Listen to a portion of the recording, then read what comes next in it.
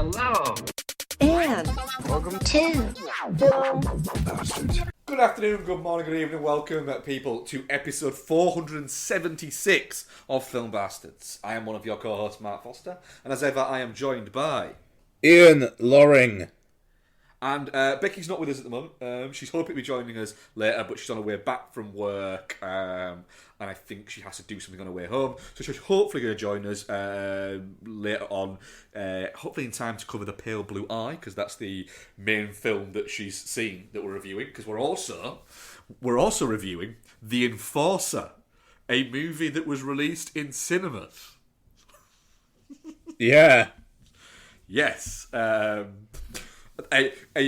Hopefully a swathe of people going, what? What film? Right now that are listening. Yeah, we're looking at The Enforcer. I think both me and Ian have got a bit of a bumper what we've been watching, haven't we? Shitload, mate. Yeah. We'll get into that in a minute as to why. Because we started talking about off air and went, oh, this is sure shit. We've also got a few trailers, a couple of questions, and other bits. We've just recorded the final episode of Lock, Stock and Three Smoking Bastards over on our Patreon. Just like $2 a month, and that gets you marathons and extra shows. Ian's going to be doing Shite or Sound, which is a thorough look at the Sight and Sound top 100, it is, isn't it? List of films there. There'll be various guests, I think, on there. I'll be joining him for some of them, but not all of them, because that's crazy. And I will just say, if any listeners are interested in also joining in recording any episodes on any of that top 100, get in touch. Yes, absolutely. So we're a Pod Syndicate podcast. Go listen to other shows, including Chinchrock's Punter, Rewatch Project, his film Her Movie, and there's other ones. Just go listen to them. Go listen to the podcast. It's good. It's good for your mind. But listen to this one first. Finish listening to this one first. Before we get into news or other bits, we've both watched a lot this week. And I was saying to Ian, the reason why I've watched a lot this week is because I felt affronted at something. So I will just kind of go through this if you'll indulge me. I love it, bud. For a little bit. So 2020. I'm just going to go through like my full list. I missed some on 2019 on Letterboxd. I've been very good with it the past few years though. So my 2020, 382 movies. My 2021, I think I topped 388 movies. 2022, let's see what it says. Yeah, 326. So I was pissed off with myself that I hadn't cracked that one a day average that I strive for over time. Not even like watching a film every day, but like having the occasional day where it's nice to just churn out 3 or 4 movies in a day.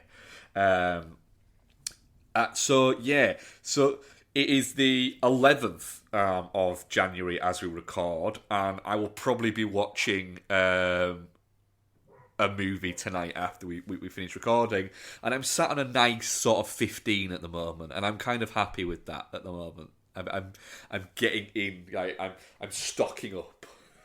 It's making me feel good, and I watched some fun stuff this past week. Yeah, it's wild because I'm having a look here and it's like, so, man, I haven't been consistent at hitting a film a day in years. So, like, 2019, 305. 2020, like, the height of COVID, 291. What the fuck? I think it's one of those things, though, because I have less excuses than you. Because I don't have a small child. So, I effectively don't have that element of my life where it's parenting. Mark, the year after, 2021, I watched 370. Yeah. It's I watched wild. 79 more films the year that we were allowed out more. Yeah. I think it's one of the things, though. I think when you have an active amount of time, like we did, harking back to the COVID bit, I found that what was happening with me a little bit was because I knew that I had all this time to watch more. I was actually watching less and going, well, I can film that. I can do that at this point. You know what, as well? I think I was doing a lot of overtime at work because it was like, I may as well get the hours in because I'm not doing anything else. Yeah, there's certain reasons. But yeah, this year I'm going to... I'm gonna try and aim for like at least that one a day average this year, possibly even more. 2022. I logged 329. And yeah, I don't know, it's difficult because like a film a day, it's just the like how you actually get that in and what you're not doing to achieve that. And it's like so I'm on 15 as well, funnily enough, so far this year. But that's because I fucked my back up at the weekend and I watched 5 films on Sunday. I did see that 5-film stretch and went, ooh, I hadn't done 5 films in a day in a long time, but throwing your back out aside, that just looks like a fucking nice day that you had there. No, I mean that aspect of it was lovely, and you know it's like Donna. So Friday I'm going for a double bill at the cinema. Then Saturday and Sunday night Donna's out, so lots will be with me. But at the same time, I'll probably get through at least 2 films then. And my thinking is I'm going to try and bank my numbers up while it's still dark out and it's cold. Yeah, that's it. Banking numbers up in winter so you can kind of enjoy summer a little bit more. So you can have a weekend maybe in summer where you watch like one movie but it's in a morning. yeah, exactly. But it's like so we're going if I say we're going to France for a week with some family friends. The mother of which is that woman who sent those voice messages. Oh yes. So that is completely between Mark and I and Noel, Jordan, Mike. So apologies, but yeah, we're going away with their family for a week, which we are really looking forward to, and they're really lovely people, and their boys are really nice. But that week I'm like, I want to make sure that I'm not being the antisocial. I need to get a film in, and actually like go out and do shit with them because the husband, he's super outdoorsy, and I've already said to Donna, I'm gonna need a day or 2 of the 7 days where I'm gonna be like, no, I'm gonna hang back, have a beer, and watch something on the iPad while you guys go out for a hike. Yes. But beyond that, I'm around. I'm going to do kayaking. I'm going to go on water slides like a motherfucker. Like, I'll do a bit of rock climbing if that's there or whatever, you know. Yeah, but it's I need a day. I've said I need 2 days. You give me 2 days, like, through that week, and I'll be fine. You know, but yeah, so that's the thing. It's like if you build it up, then like you say, the summer months, maybe you can take it easy on yourself a little bit more there. But yeah. I do, like, October, I really want that to be scary season more than it has been the last few years. Yes. Like Christmas, I didn't get through quite all the Christmas films I wanted to. No, I had a poor Christmas this year. In terms of film watching, I had a good Christmas otherwise, but I think that was because the week before Christmas and the week after Christmas, I was doing like 6 a.m. starts. So for me, that means I have to get up at 4 a.m. and set off at 4:30 in the morning to then start work at 6 a.m. to then not get home till like 5 o'clock in the afternoon. So I was going to bed a lot earlier. exactly. There you go. But yeah, I don't know. I've kind of felt like these are rookie numbers. I got to push my numbers up. You know. That's where I was with it for sure. News. Is it the Golden Globes? And do we have to talk about it? Hey, look. I mean, in the end of the day, there were some pretty good fucking lines out of that from some of the speeches. Eddie Murphy, fucking brilliant. I mean, it feels, and the thing is, with the Will Smith reference, so like for those who don't know, I'm paraphrasing, but he said like he's learnt 3 important rules in show business that he wants to give to other people: always pay your taxes, keep yourself to yourself, and take Will Smith's wife's name out of your fucking mouth. Which is great, and apparently he's friends with Chris Rock, and he's definitely more on the Chris Rock side. But what I think that says is that I think that basically negates everything that Will Smith had tried to do on the Emancipation publicity tour. Yes, there's a thing with Eddie Murphy in the fact that we're still waiting for him to have this big comeback, aren't we? There's been a few little kind of chinks that it might happen. Yeah. We're still waiting for like him to have like the full big fucking like the one where people look back and go, do you know what? This guy was a charisma machine in the fucking, if you think Will Smith was fucking charismatic as fuck in the like mid 90s. You need to go back and look at just how much of a fucking force Eddie Murphy was. Do you know what I think would be a really interesting Netflix fucking special? Just Eddie Murphy watching Delirious and just chatting through, basically almost like a now commentary from Eddie Murphy of him going back and watching that fucking stand-up. Because that thing is incredible. And it'd just be interesting to have him just looking at it and going, man, yeah, this was mental how fucking good I was. I mean, I don't know. I don't think You People is going to be the thing that brings Eddie Murphy back, but it's going to be interesting to see how Axel Foley does this year. Yes. I don't know. So, I mean, we had that. I thought Ke Huy Quan did a lovely speech. Yeah.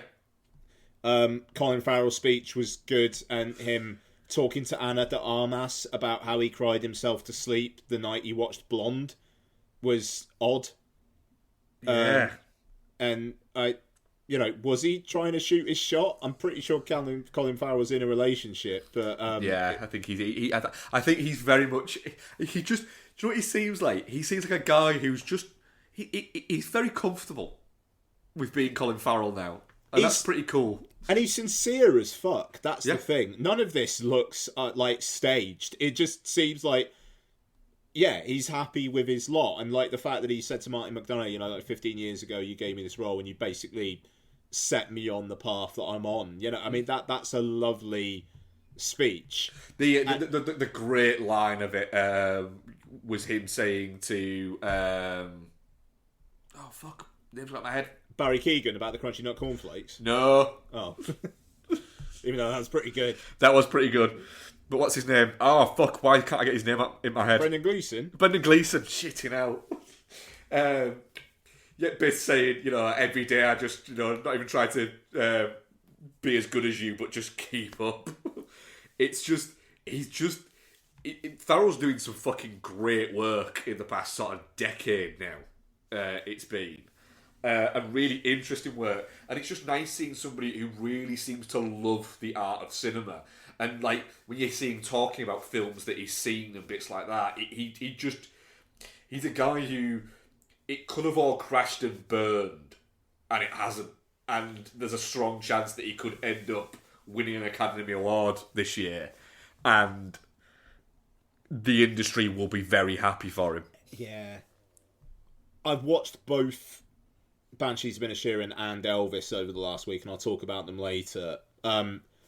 I would be fine with Austin Butler winning in a way, but I would be disappointed that Colin Farrell is right there. Yeah, I do think I've not seen The Whale yet. Yeah, but yeah. I'm not, and that is taking it away from The Whale. But the general consensus from The Whale seems to be very, very good performance, mediocre movie. Yeah, exactly. And it does slightly feel like film Twitter's favourite is Brendan Fraser, but he's not necessarily the favourite of the people who are actually going to vote. Although Fraser, that's the weird thing. Fraser's very popular with around 60 or 70% of the people that are going to be voting, and maybe not so popular with 30% of them. Yeah. I don't know.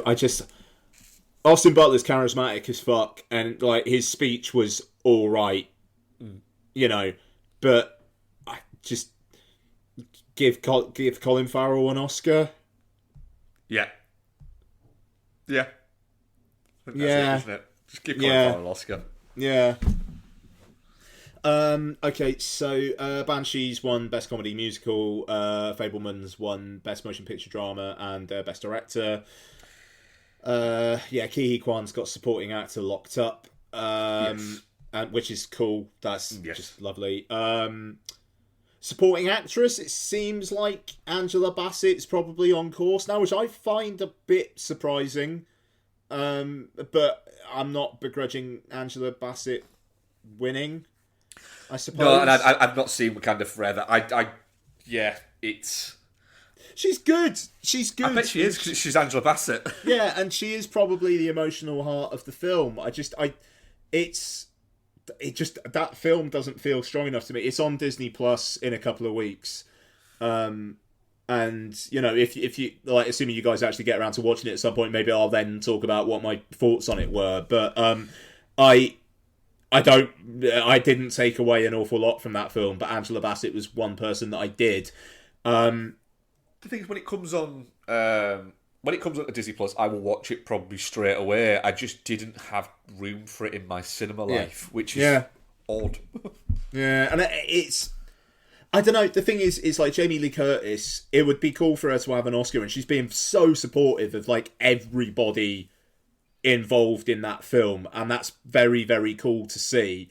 But you look at that film in isolation. I haven't rewatched it yet. I'm going to before end of year show. I just don't remember that performance being particularly... She should be winning Best Supporting Actress at the Academy Awards for that. Like, you do that against Kerry Condon in The Banshees of Inisherin. It's like, no, that's that one. Yeah, that one. That's the standout Best Supporting Actress performance of the year for me. Yeah, I mean, like, if Michelle Williams is, like, not competing in Best Supporting Actress, and do you know what happens when she doesn't do that? She doesn't get nominated for the SAG Awards, which is interesting.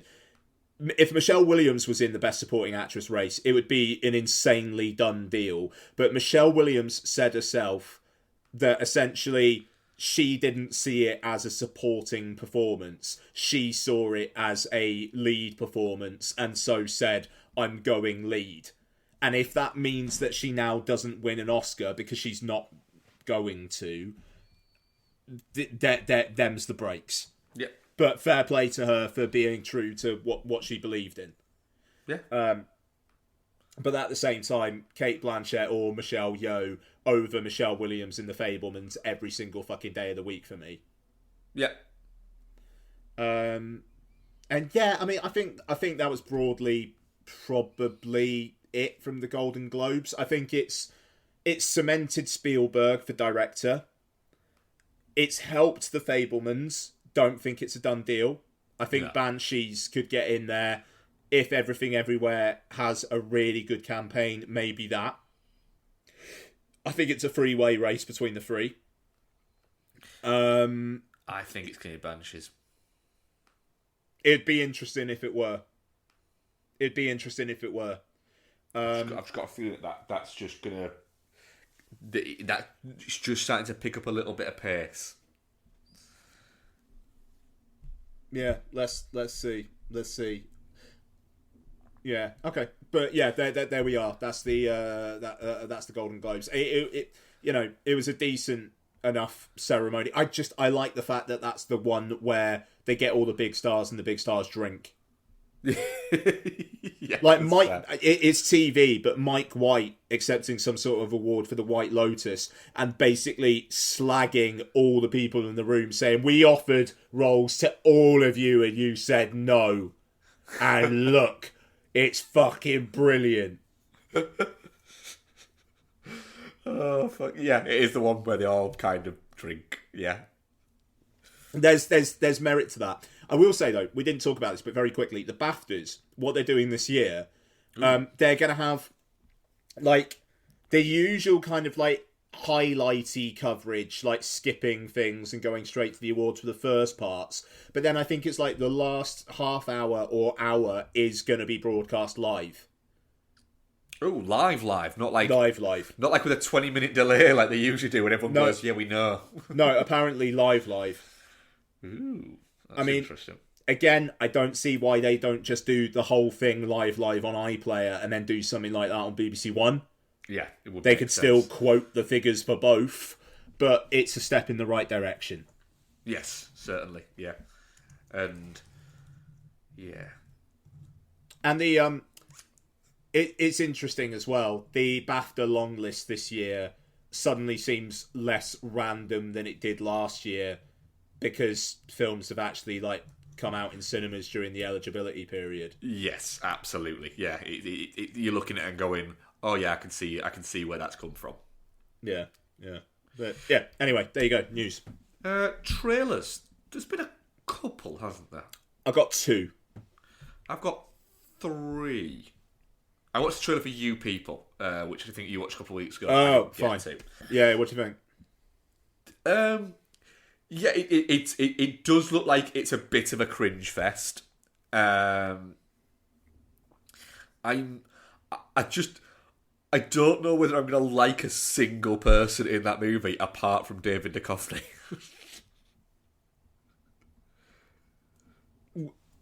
I'm very we'll see about that. If that film was in the cinema, I don't think I'd be bothering. If I'm just watching it on my telly, fine. Yeah, that's it. I think I would watch that movie if I had like a weekday off and could go and see it at like 11 in the morning. Sure, yeah. Go and get a little bit of breakfast first. Then go and sit there regretting how much breakfast I just eaten and going, "All right, fucking Eddie Murphy and fucking Jonah Hill, just make me laugh a little bit." Man, it'd be a terrific day that I had a couple summers back now where I went to see Space Jam: A New Legacy. And then I went to Tiny Rebel and I had a couple of pints there.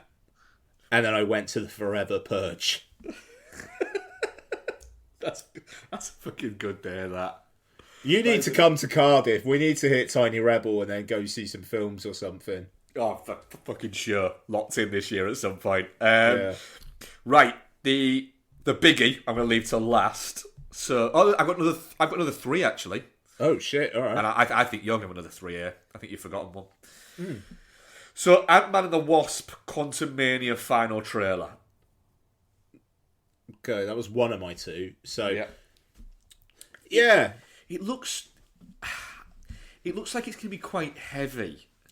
It looks like it was shot in a cupboard in Georgia. It does look like it was shot in a cupboard in Georgia. It is grotesque how just hideous it looks. It looks like Ant-Man, but less fun. Yeah. I don't know. We'll see. Yeah, it is. It's what if we take these fun little side mission movies, these Ant-Man movies, we make them really fucking serious. And it's just, I don't know if I want that.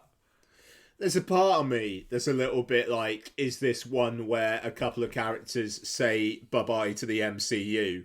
Yeah. Does Evangeline Lilly make it through this film? Does fucking Paul Rudd make it through this film? Does Paul Rudd make it through this film? Yeah, excellent point. Excellent point. There's a bit, there's the, you can't win. There's a line where it's like, it doesn't matter, I don't have to win, we just both have to lose. Let's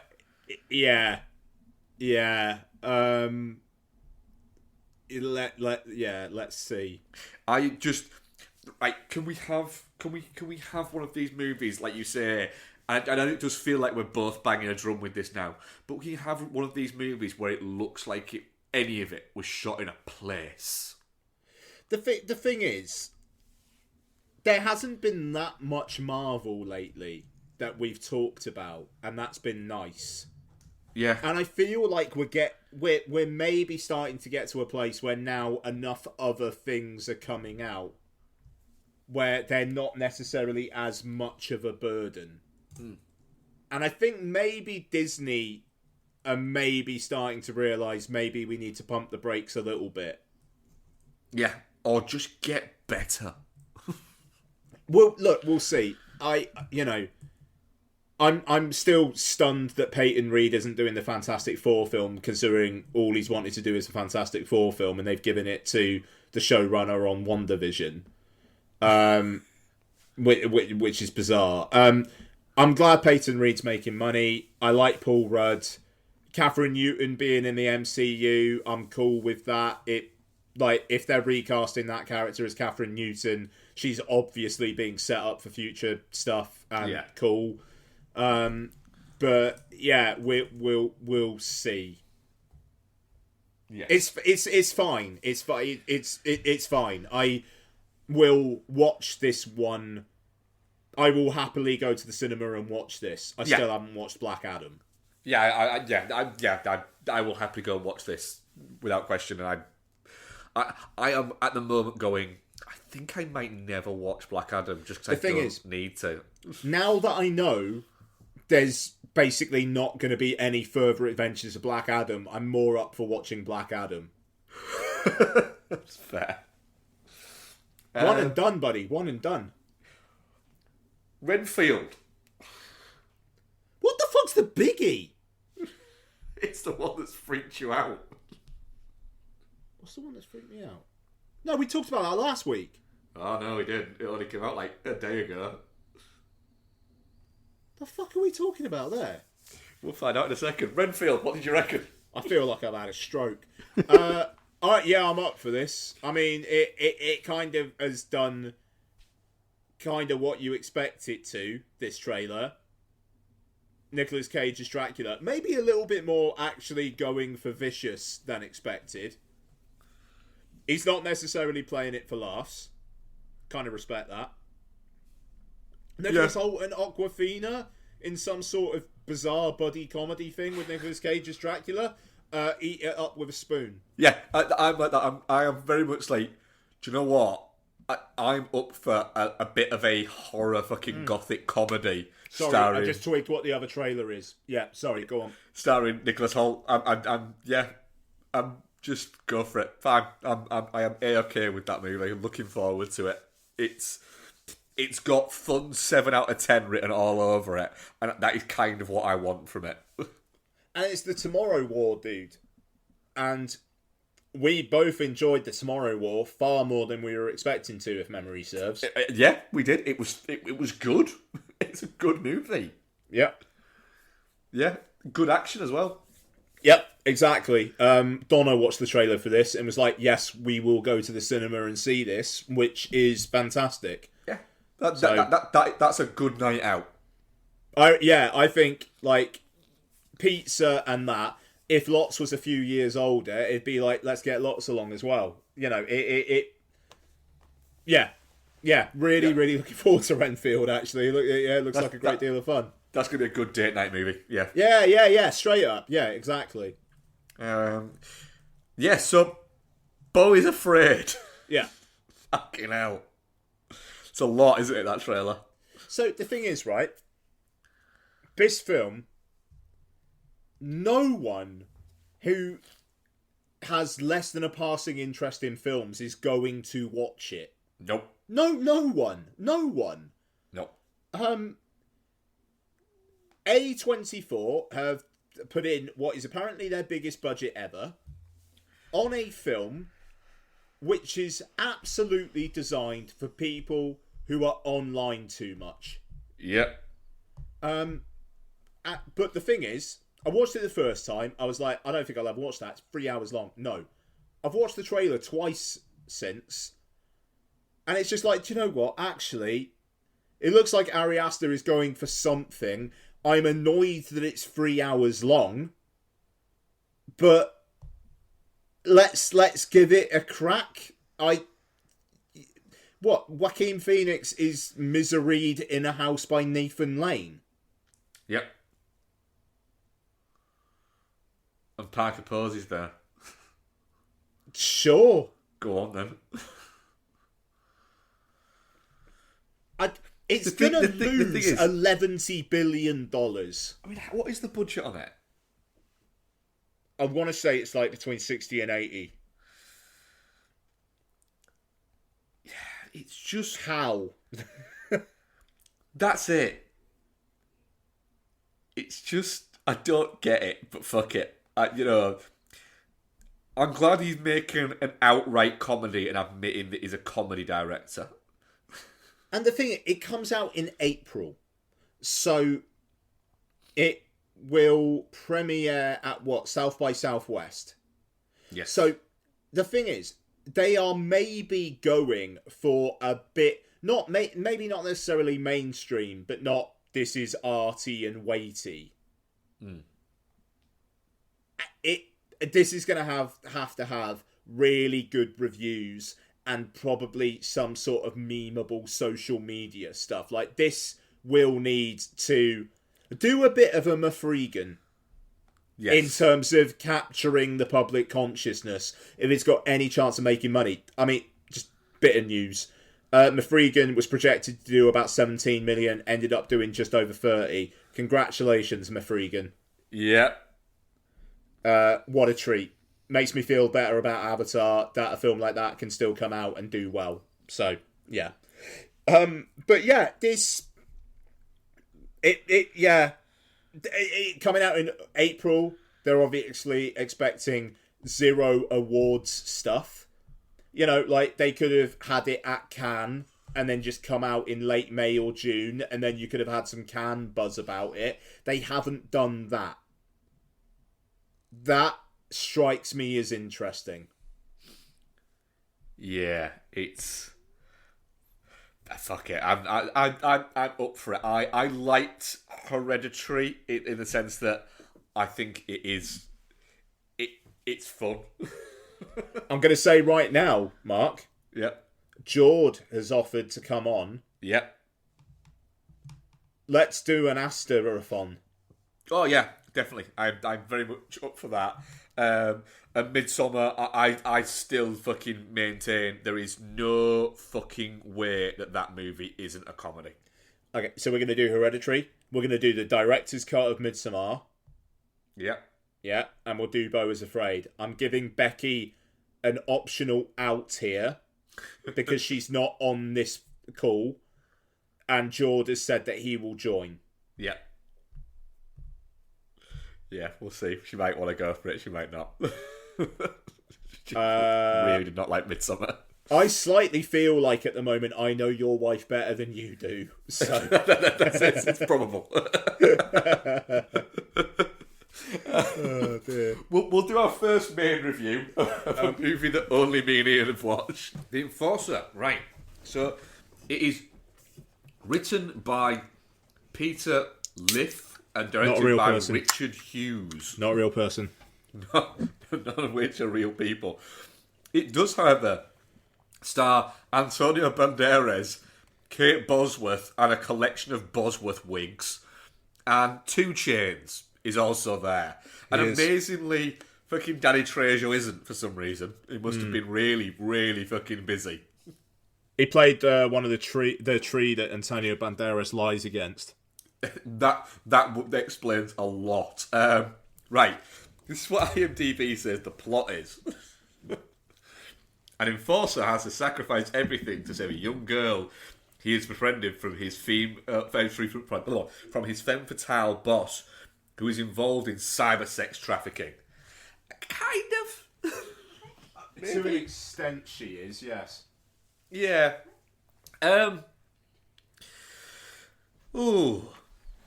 So, Antonio Banderas plays a guy called Cuda, and he's teamed up with a guy called Stray, who is a street fighting bare knuckle boxer badass that literally looks like he would cry at TV commercials.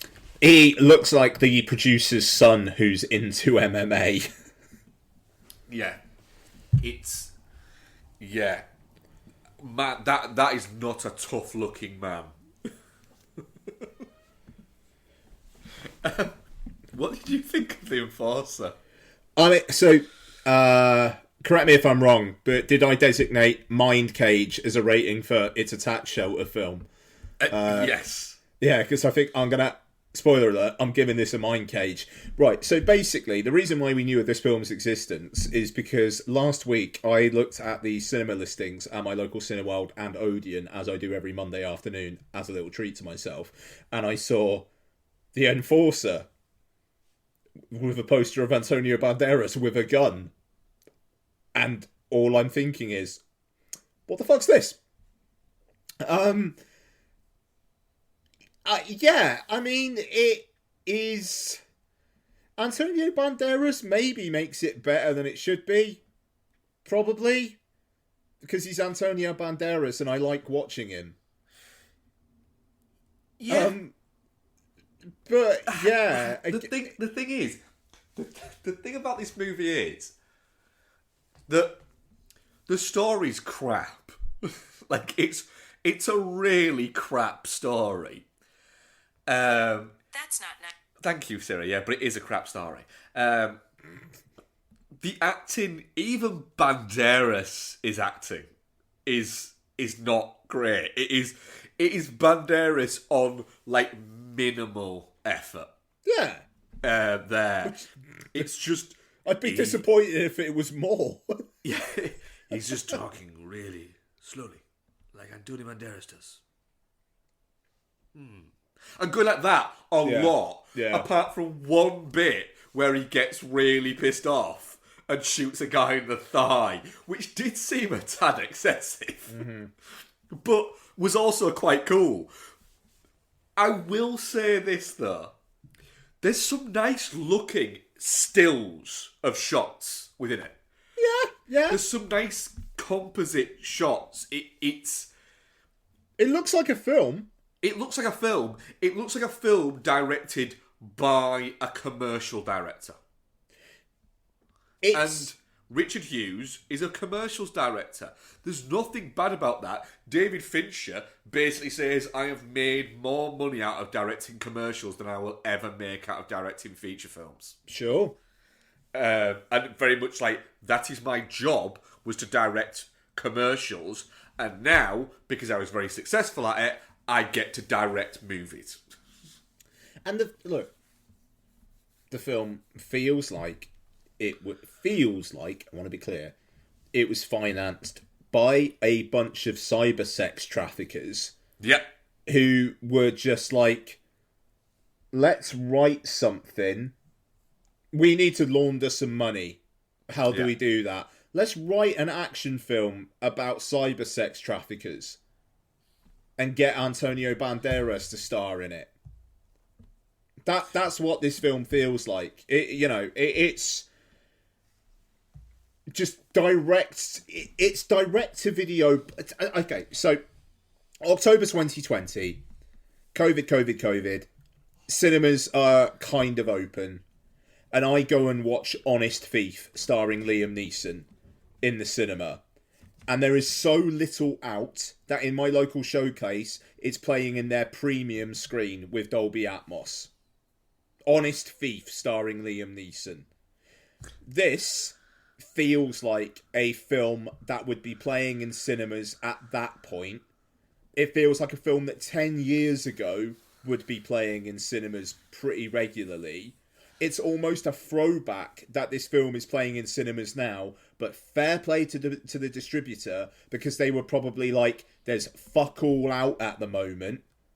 Let's just get this out there and see what we can do. And I think it made something like 60 grand.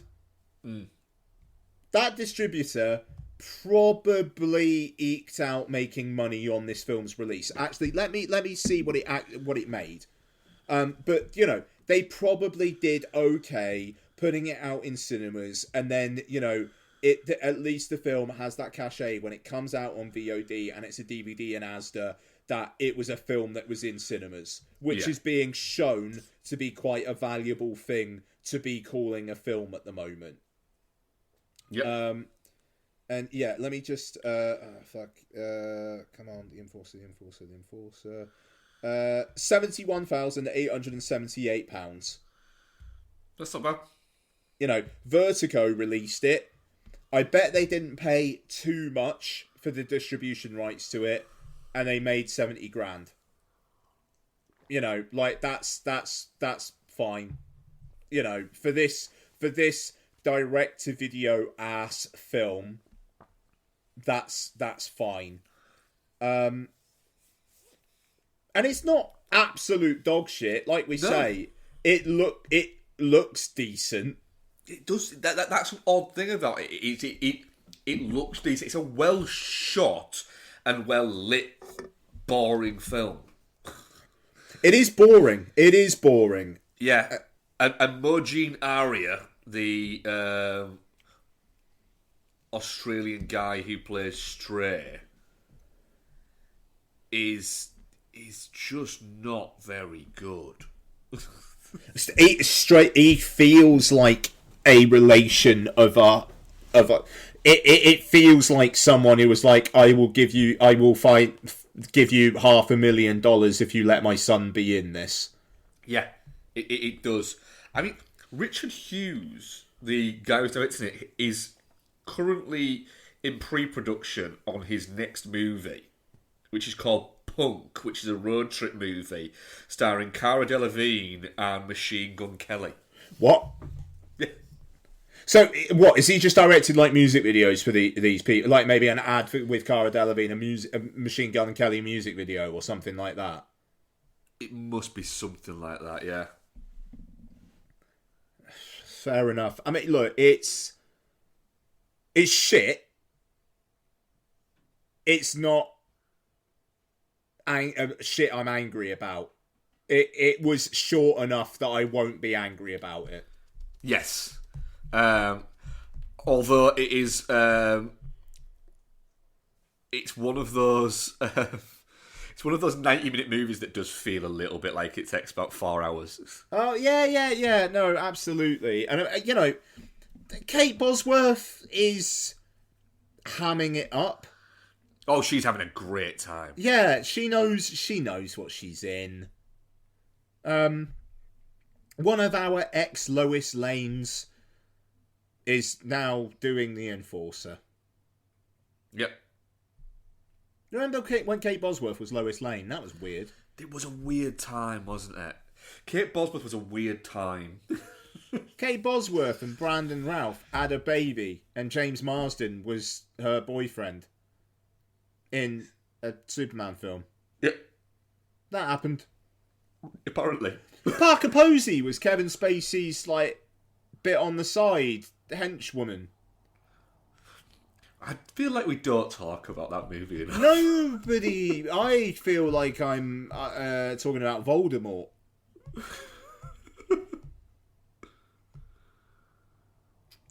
Fucking hell. Superman Returns, yeah. Fucking hell. Yeah, Frank Langella was in that as well. Oh, fuck me. He was Perry White, wasn't he? He was, yeah. Wow. If that wasn't 2.5 hours long, I would be tempted to actually give that a rewatch. God, Bryan Singer, so cursed. Yeah.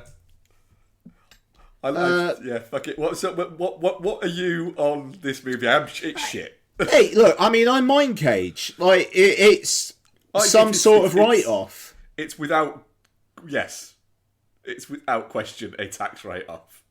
But yeah, what was our... Wow. Definitely not shit 25%, touching cloth 25%, and shit 50%. That's the producers. Yeah. Yeah. Right. Right. CS3P Combat. Player 1, choose your character. Tired of film and television podcasts where the hosts exist in a blissful state of agreement? Instructor. Player 2, choose your character. Well, you're in luck. Hunter. Round 1, fight! Allow me to introduce you to the Chinstroker vs. Punter podcast, featuring two film and television fans from Birmingham, England, who enjoy their media in very different ways. But anyway, that brings us to the end of the plot of Blue Velvet. The plot. I mean, the main characters are two of the dullest main characters I have ever encountered in any film. So join us as we catch up on what we've been watching from our own very different perspectives. Double KO. Round 2, fight!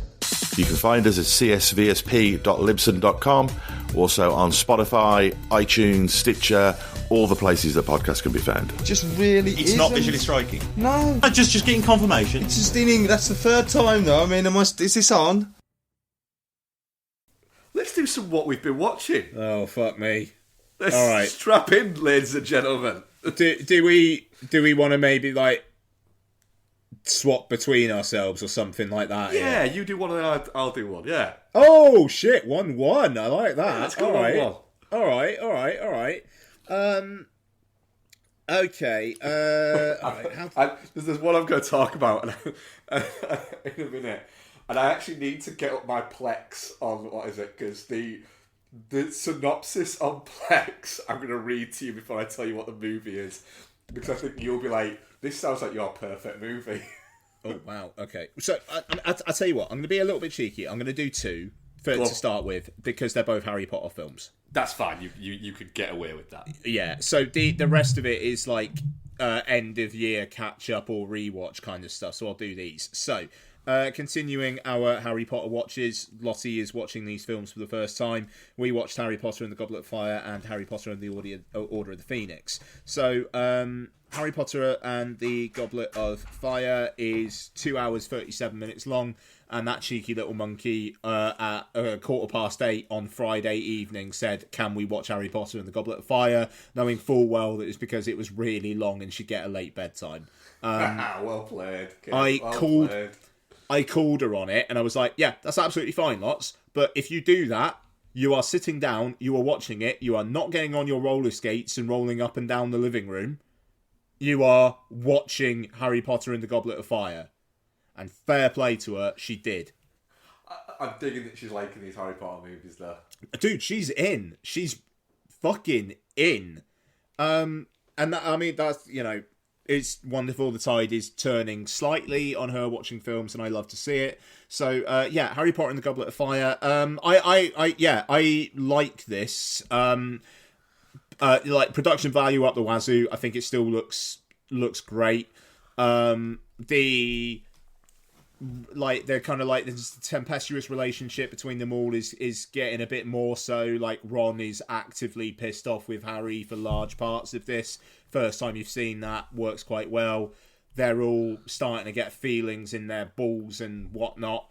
And it's like fun seeing the like adolescent drama of all of that. Like Lottie was quite like both ew but also intrigued, which is is quite sweet to see.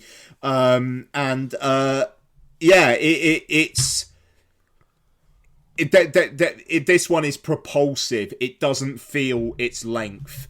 You got this Goblet of Fire tournament thing, so you've got like stages of the film, but this kind of like threat building all the way through it. And hey, there's stakes in this. It's something the MCU often gets chided for, is the fact that like people die, but do they ever really die? Yeah.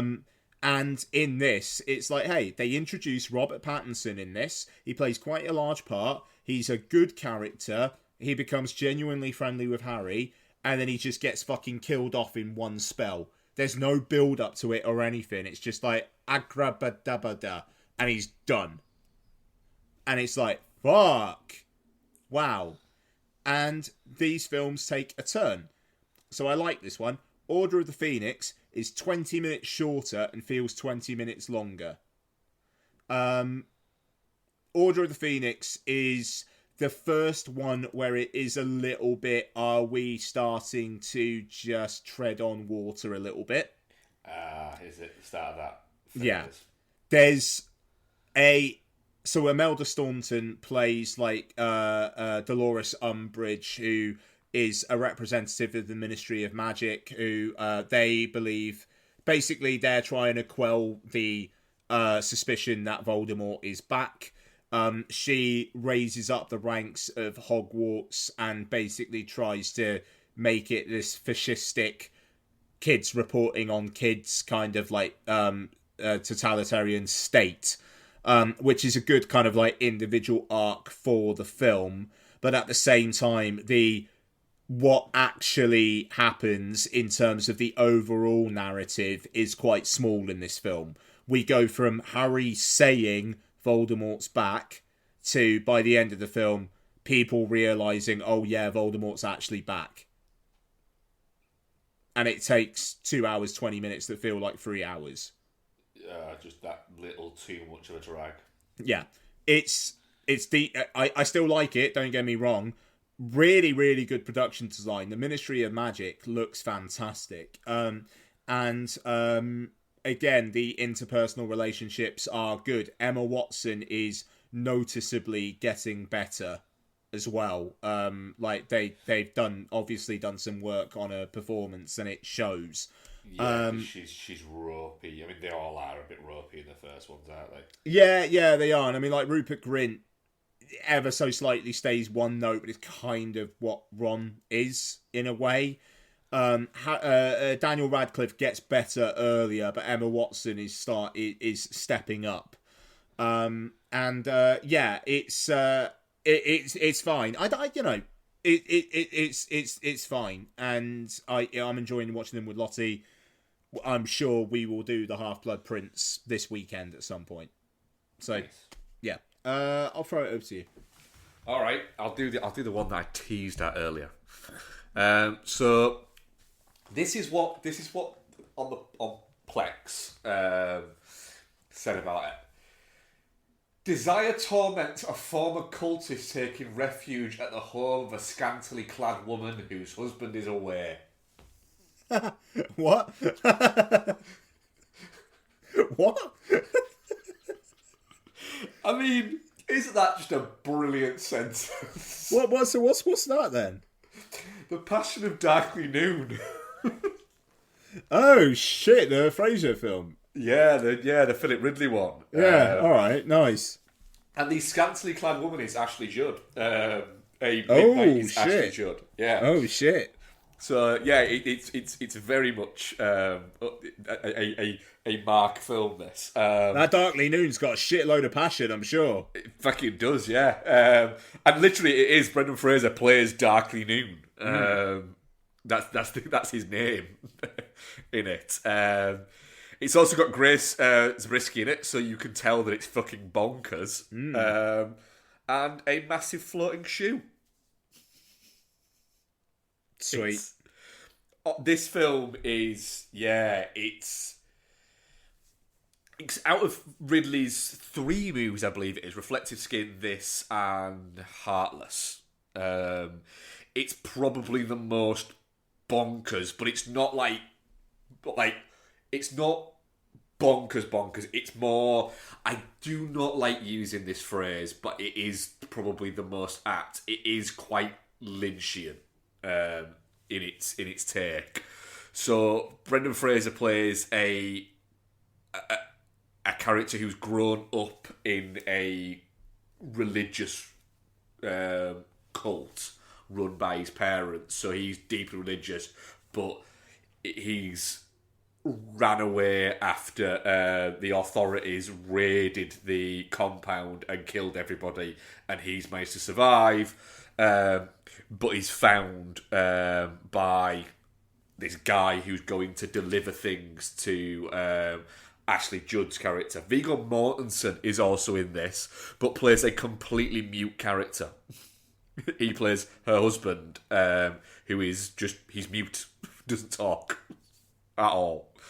And it's just about her kind of liking having Darkly around, and Darkly falling for her knowing that she's fallen for her, but her saying, "Look, I'm married, but I'd like to be friends," and him going slightly fucking crazy about the fact that he is in love with this woman who is incredibly suggestive with him, but is just friends with him, and it's just this oddity that is all happening. And then, like I say, you just get a big old floating fucking shoe, big sparkly shoe, that just randomly appears, and it's quite magnificent when it does. And then, yeah, you get Brandon Fraser's character goes batshit at the end, and it's quite something. It's a heck of a thing, his Passion of Darkly Noon, and it is bonkers, but incredibly engaging, and just you kind of just try to work out what is going on, like what the film is trying to say, if it is even trying to say anything at all, or if it is just a story that's there, and then the rest of it is just these really fucking visceral images sort of bounced around it. It's not one that I say everyone should just fucking see, but it's a really interesting film that doesn't ever seem to get spoken about, really. It's fun, but also a bit fucking mad. Sounds it. Nice. Yeah.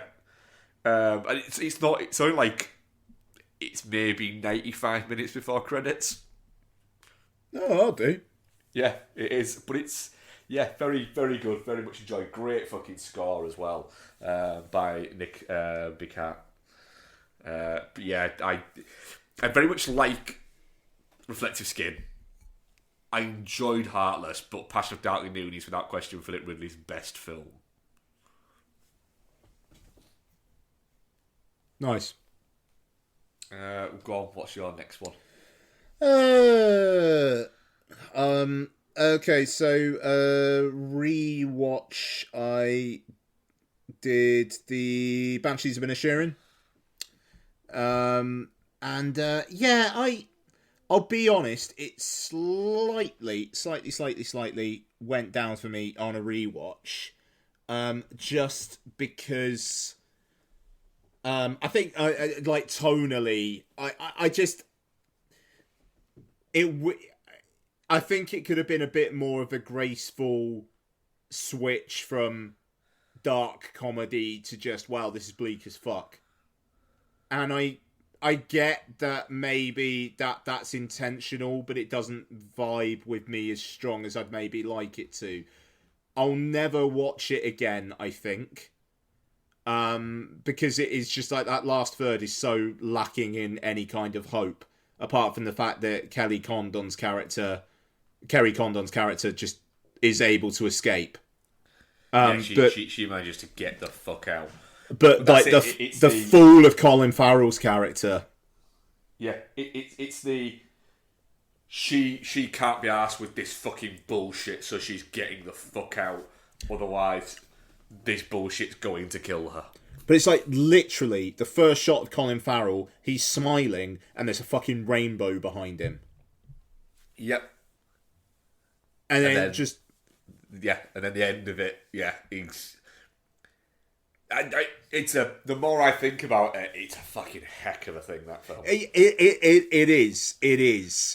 But it just, like I say, I think maybe the shift could have just been a bit more gentle. I don't know. It's like, and Barry Keoghan's character being like found washed up dead like towards the end.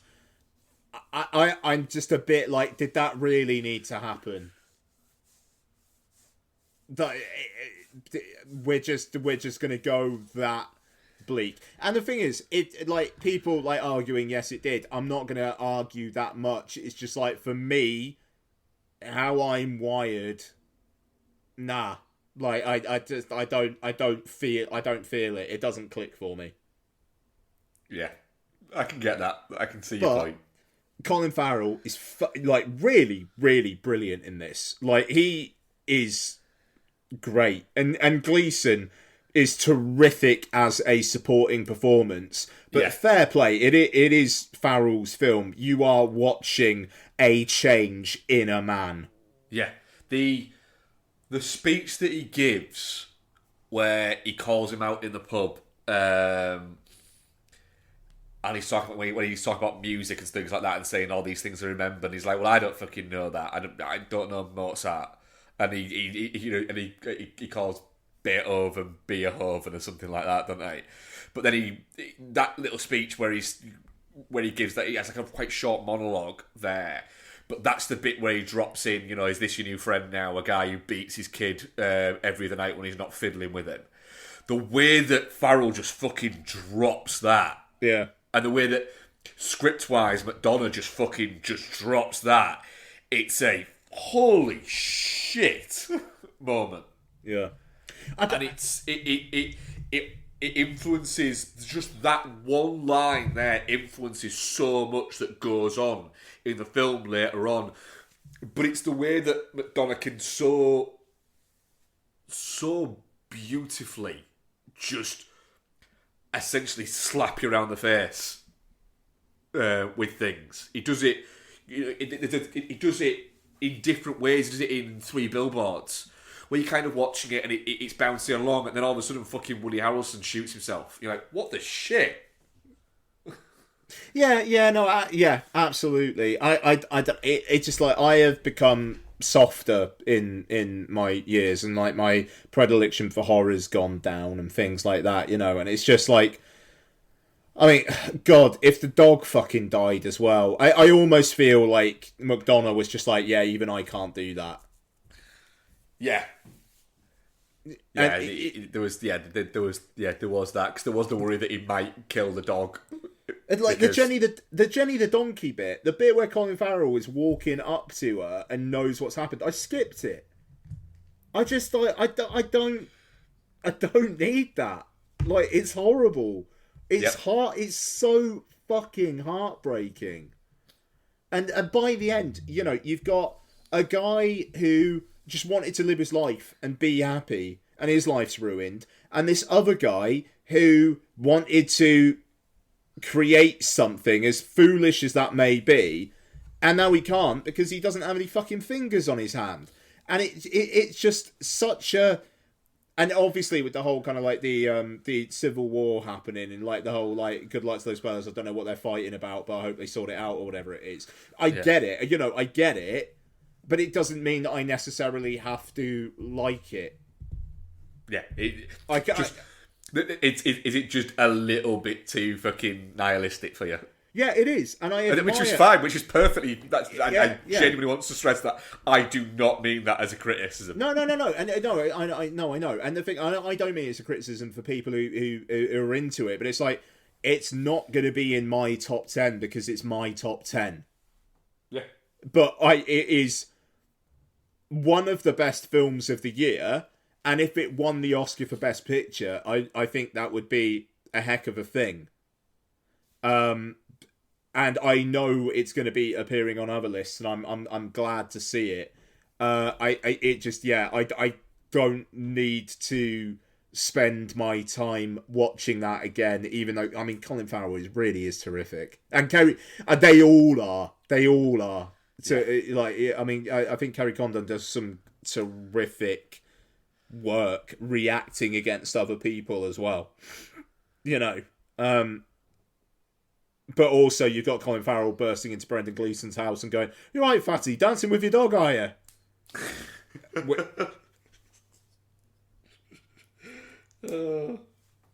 want to see them be friends. That's all it is. That's it. But I think that's the point. Yeah, it is. It is. I don't know. I just Yeah, hey, look, it's a 9 out of 10 for me. That's pretty fucking good. Yeah.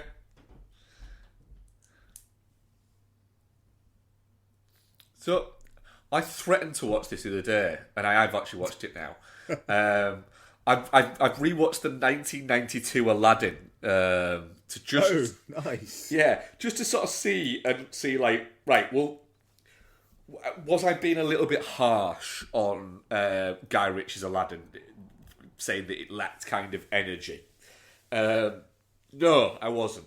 The 1992 animated Aladdin just makes more sense. This film makes more sense being an animated movie, and it is a very different.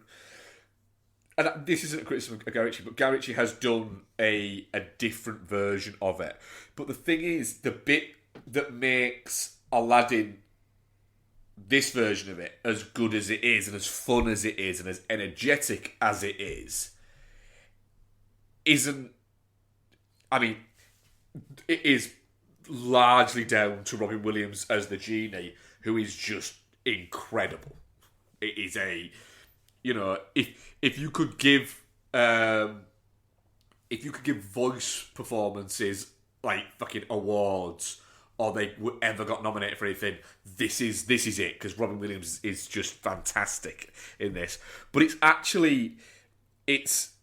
Iago and Abu are two great characters in this. They're fun characters. They add great moments of essentially physical comedy, and from Abu, of Iago has some great lines within it, but they don't really exist in the live action version of it. They're just there, but they don't really do anything, and it definitely lacks from that, because they are such big characters within this story, that to have them do it, you've got the genie is having to do too much heavy lifting, and it can't quite pull it off. But I very much enjoyed my time watching it, and also, well, it helps that it's like 85 minutes before credits. Yeah. It is fucking quick, this movie. It flies by like a motherfucker. Looks great on Disney Plus because it's in the it's in 4K, and it's in. I think I'm fairly certain it's in Atmos as well. So yeah, really enjoyed my rewatch of Aladdin. Glad that I watched it again. Nice, good. Okay, so my next one will be a rewatch of Elvis. I mean, I like Elvis.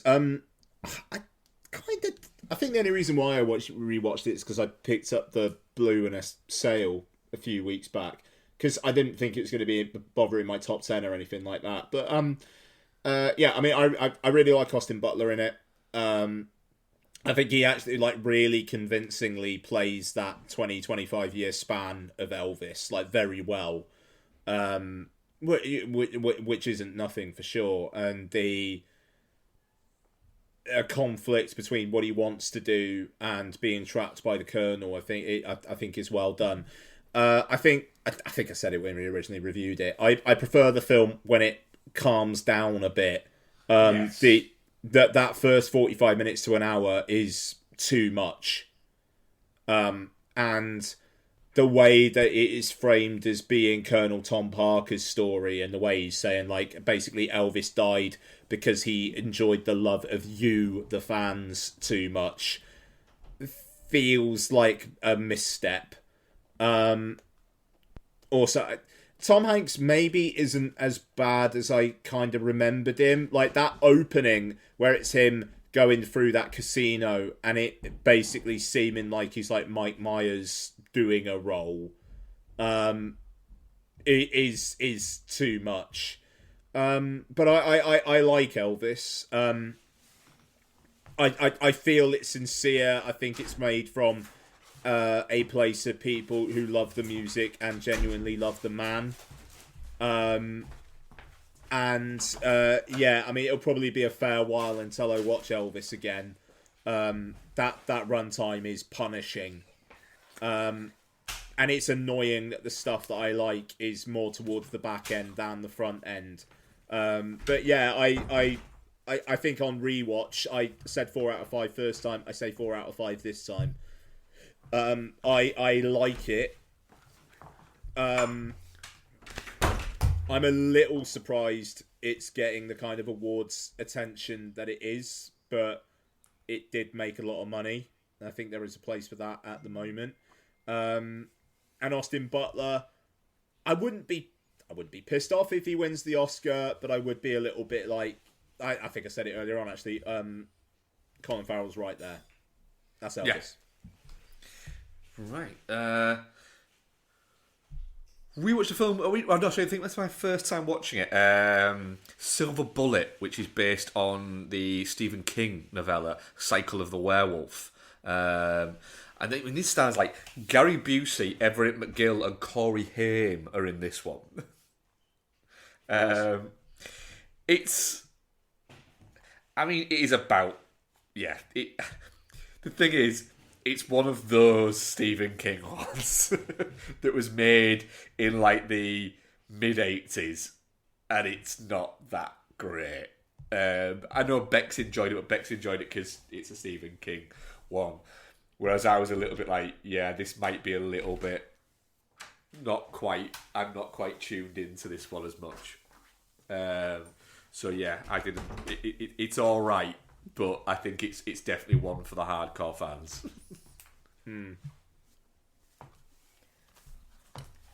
Okay, so Bullet. I feel bad now. I feel like I'm talking more. And the thing is, I've got things to talk about with the rest of them. I don't know. How many more have you actually got then? I've got 3 more, but the 2 of them are ones I will definitely talk about more. Because I have a controversial opinion on one of them, which is a classic. Okay, I've got 4 more, and 4 that I'm likely to talk a bit on at least. So why don't you do another?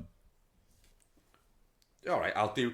So I rewatched Source Code. Oh, nice. I kind of wanted to rewatch it for a while, and then Becky suggested it. And at first, it's like, oh no, I don't really fancy it. And I thought, I enjoyed Source Code. It's like a 90-odd minute movie, and it's, made by a filmmaker I like. It's got an actor in it I really like, and I like the film. I need to stop putting it off, because there's no reason to put it off at all. And then, so I rewatched it, and yeah, Source Code's a really good film. Why don't more people talk about Source Code as like one of the sort of great genre picks of the past sort of 15 years or so? I mean, I was going to say decade then, but it's over a decade old, actually. But it's a really like high concept, but small sort of scale in terms of the location. You've got a very small cast.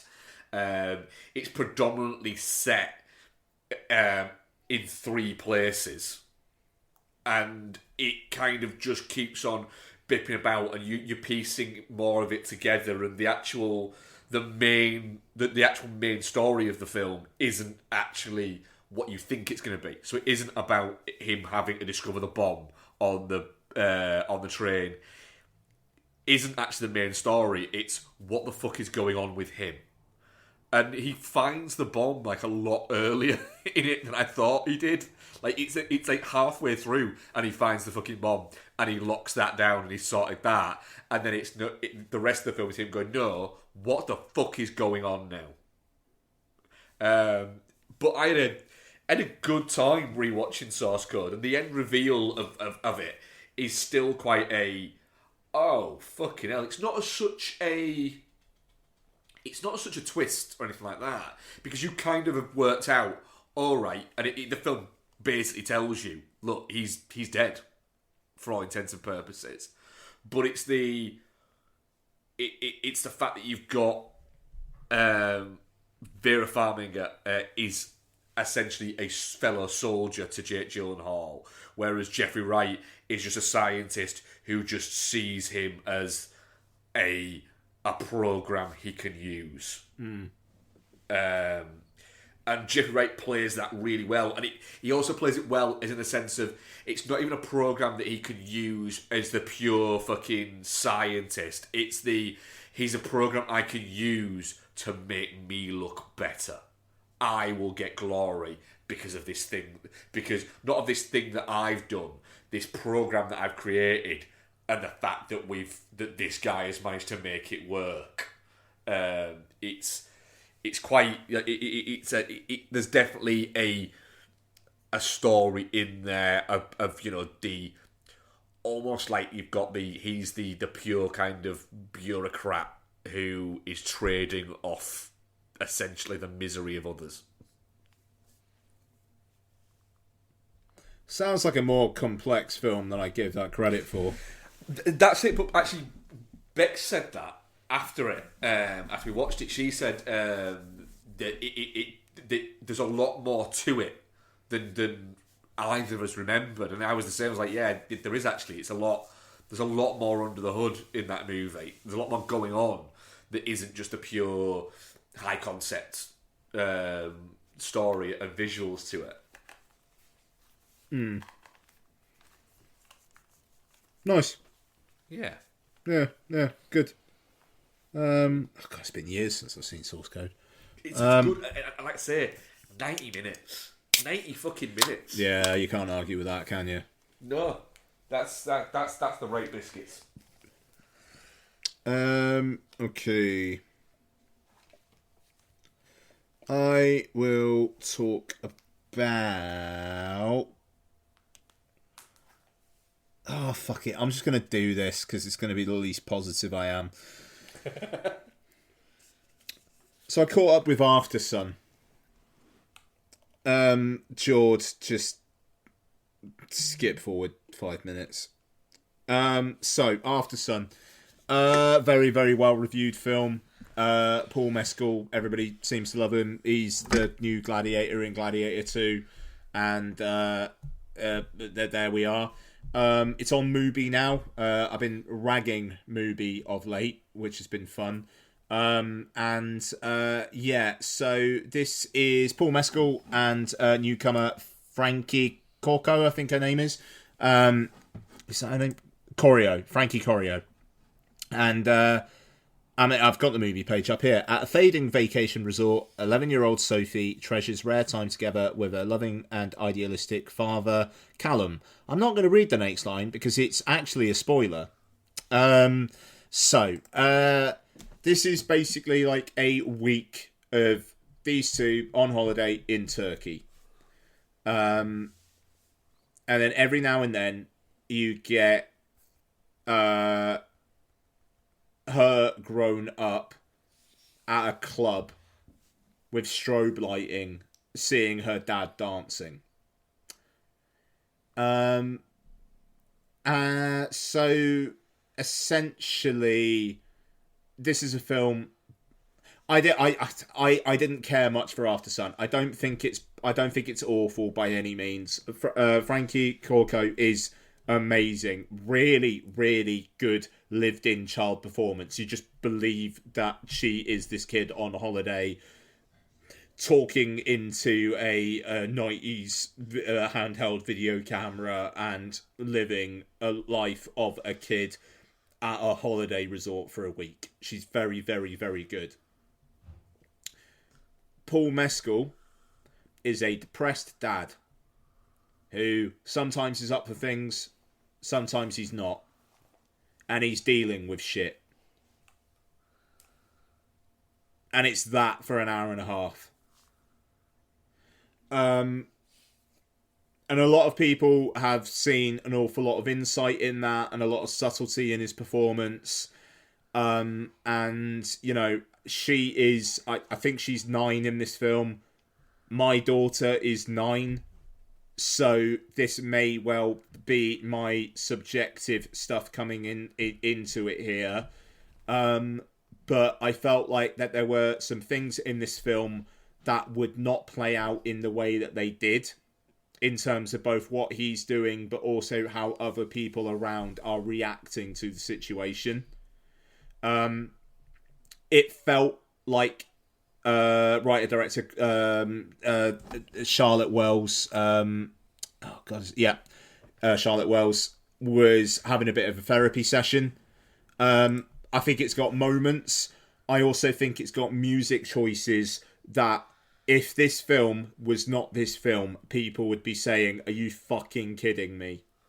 Oh, they're a bit on the nose. Mate, it's spoilery, but there are lyrics in a song at the end which are, "This is what's happening, this is that," which are, I think, a little bit embarrassing, in all honesty. But if you were swept up in it, I could get how it could be more evocative. But for someone who's not swept up in it, I am, "Are you fucking kidding?" It's in a lot. So I'm going to get to it, but I must admit I'm a little bit like, all right, let's see what this is about, rather than can't wait to see it. But it's in a lot of, like, it's the Guardian's #1 film of the year. Yeah, hey, yeah, it's a lot of people's #1 film of the year. You know, and I think a lot of people are going to be annoyed when Paul Mescal doesn't get nominated for Best Actor at the Oscars, but he was never going to get nominated for the Best Actor at the Oscars. No. And I'm not saying that that's right or that's wrong. It's just not. It's this film. Movies don't like this, sadly, don't. Yeah, but don't. Yeah. You know, what is it? I mean, when was the last one like that got nominated? Was it Gosling for Half Nelson? Like, sure. Yeah. What? 16 years ago? Sure. Yeah. Exactly. Blur's Tender plays a part in it at one point, and there's a lyric in it about halfway through the film. And there's lyrics in that it's like, yeah, this is what's happening on screen as well. And it honestly, I don't know. I don't want to assume what other people think. And I know that Jord really, really likes this. And that one of the most genuine people I've ever met in my fucking life, if not the most, is Jordan McGrath. So,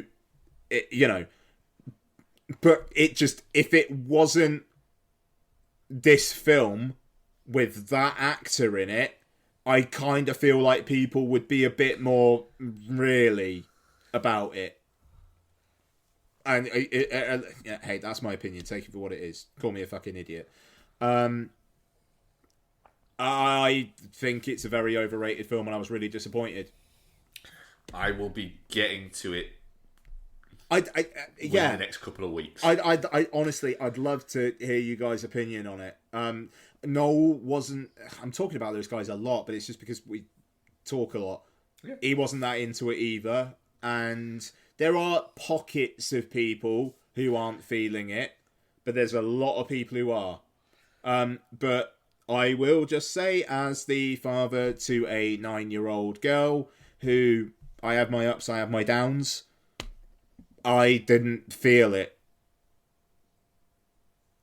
But also, the film's not from from the dad's perspective; it's from the daughter's perspective. Made me feel better about my parenting. Fair. Mark. So I rewatched This Boy's Life. A Nice. movie that I've not watched for quite a while, and that I first watched on Laserdisc a vast number of years ago. I mean, this film is literally 30 years old this year, which is bonkers. So I rewatched this, and it's I mean, for anyone who doesn't know, it's a self-autobiographical story from Tobias Wolff about his early life and teens, essentially, when his mother married a mechanic from a small rural American town, played by Robert De Niro, who seemingly seems like he's just like a nice guy until Tobias and Ellen Barkin, who plays his mum, move in with De Niro and his 3 kids, that they find out that actually he is a abusive piece of shit. And he's... De Niro plays it fantastic, because he's not playing it as a... just like an abusive piece of shit. It's as a vindictive and kind of snivelly abusive piece of shit who's angry at life because he he has an elevated opinion of himself, but he's actually a bit shit. He's not the hot shit that he likes to think he is. That's there, and De Niro plays that very, very well, and it's always sort of interesting going back and watching these sort of early DiCaprio roles where he was catching so much attention, and it's. I think this is actually this is pre sort of Titanic and Romeo and Juliet, and it's around sort of like I think it even predates Gilbert Grape, which was the year after, which I'm fairly certain he got nominated for a Best Supporting Actor for. But yeah, you've got people like a young Carla Gugino is in there, a young Eliza Dushku is in there as well, and Tobey Maguire crops up, which I think was the film that they met on and now have a long, standing sort of friendship. It's very good, but it's very much of the ilk of. There was like a lot of these like biopics being made in the sort of early 90s about people that necessarily you might not have heard of, that weren't household names, but got biopics that that starred sort of big stars. In De Niro, and Ellen Barkin was a big star at the time. I think you got like. Around the same time, like Tommy Lee Jones was in a Ty Cobb biopic. Just a couple of years later, you got Basketball Diaries starring DiCaprio. But there was a lot of these kind of happening around the time, and these were. It was.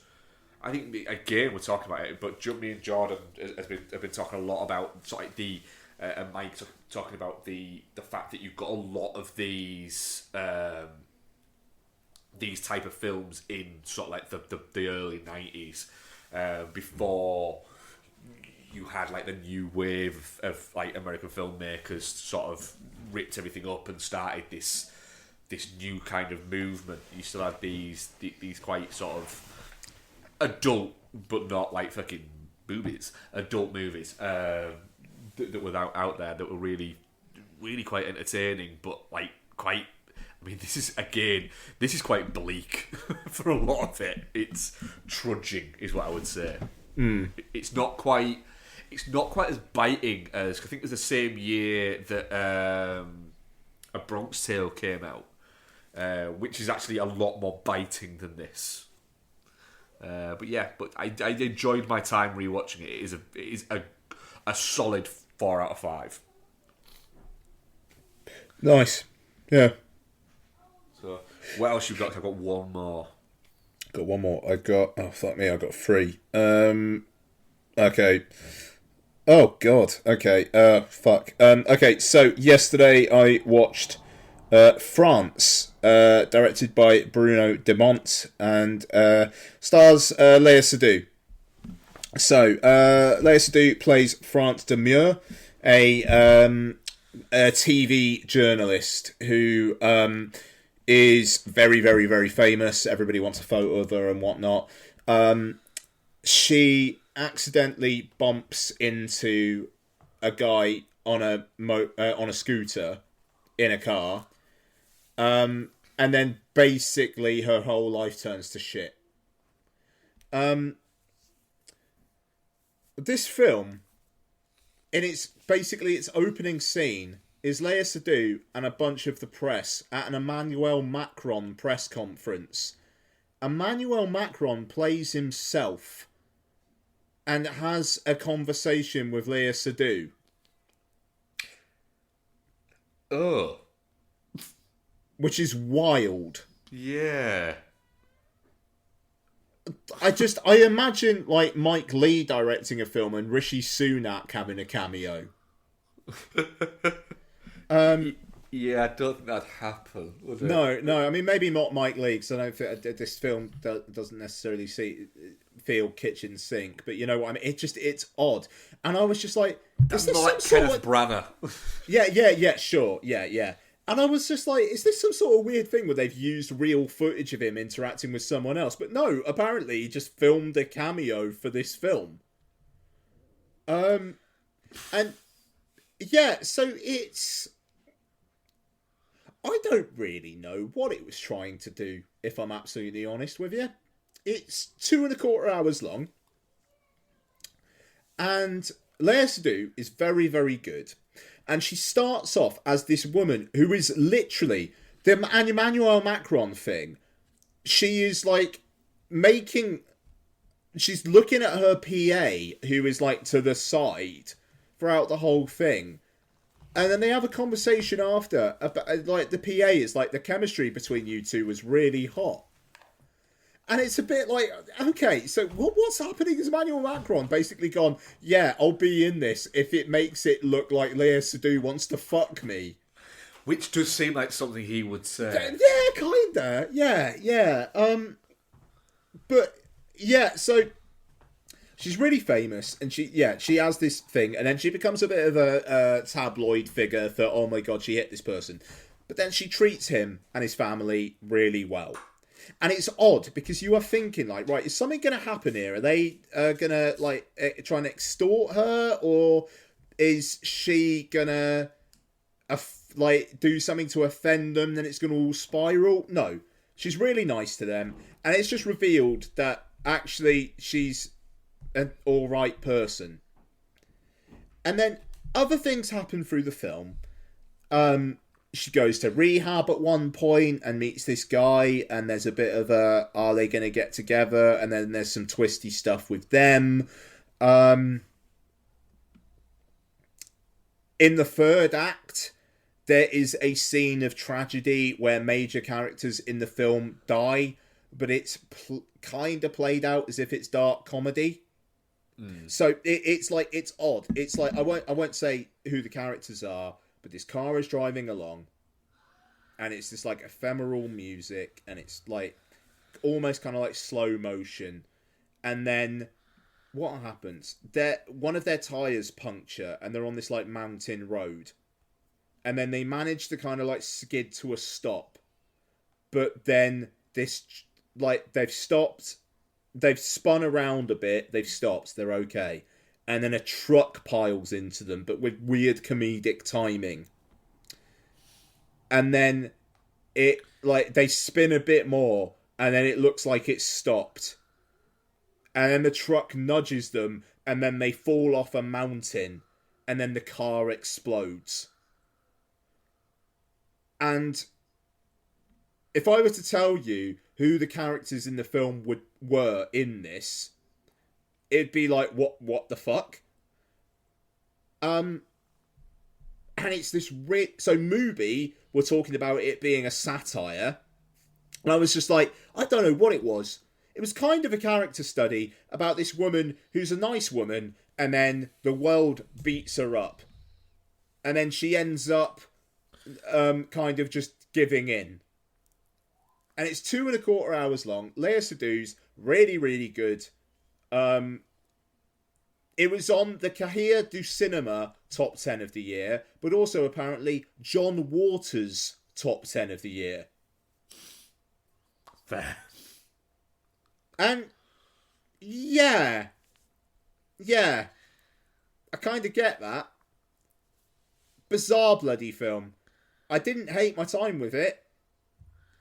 Really, really, really messy. Feels like it was made by two different people. Fair. So that is France. But yeah, Lea Seydoux, really good. Cool. Okay, I'll do one more. All Quiet on the Western Front. Netflix film. Yeah, it's All Quiet on the Western Front. So, German boys go to war, immediately find out war's shit. Who would have thought? Who would have thought? This film is getting on a lot of long lists for technical awards this year, and I can absolutely see why. Score, quite intense. Visual effects, fucking astounding. This film cost $20 million. How the fuck did this film cost $20 million? Insane. Aside from that, it's 2.5 hours long. The lead character, not very into him. Not entirely sure why we are following him in particular. And how the film plays out just feels like the most obvious way that this film would play out. There are some sections where Daniel Bruhl plays the leader of the German negotiations to basically try and end World War One, which is essentially half an hour of the film, which is being done just so there's like a timer being set for who's going to live, who's going to die before the armistice. Yeah. It's a remarkable technical exercise, and it's worth watching almost for that. But it is also very, very long, and I'm not entirely sure as to the nutritional value of it. Have you ever seen the 1930 version? No, I haven't. No, I haven't. Yeah, it's good, but it's just it's vegetables. It's so many vegetables. It's not even so many vegetables. It's just one vegetable that you are chewing for 2.5 hours, and it's fine, but no one wants to chew that vegetable for 2.5 hours. This isn't necessarily vegetables. Like, it's tense, and it's engaging in the moment, but it's to say it's Chinese food feels insulting given the subject matter, but it's like a serious fast food. It's a Five Guys. I'd go for that. It's one of those. I would have got to it. It's 2.5 hours long, and that's just a long movie, man. It is. But honestly, like, the fact that this was made for $20 million is actually mad. Yeah. Like, honestly, wild. Like, some of the war scenes in it, it's like harrowing shit. But at the same time, we know. Yeah. So I've only got the one more now. Right. We watched Jaws. I've not seen Jaws in a long time.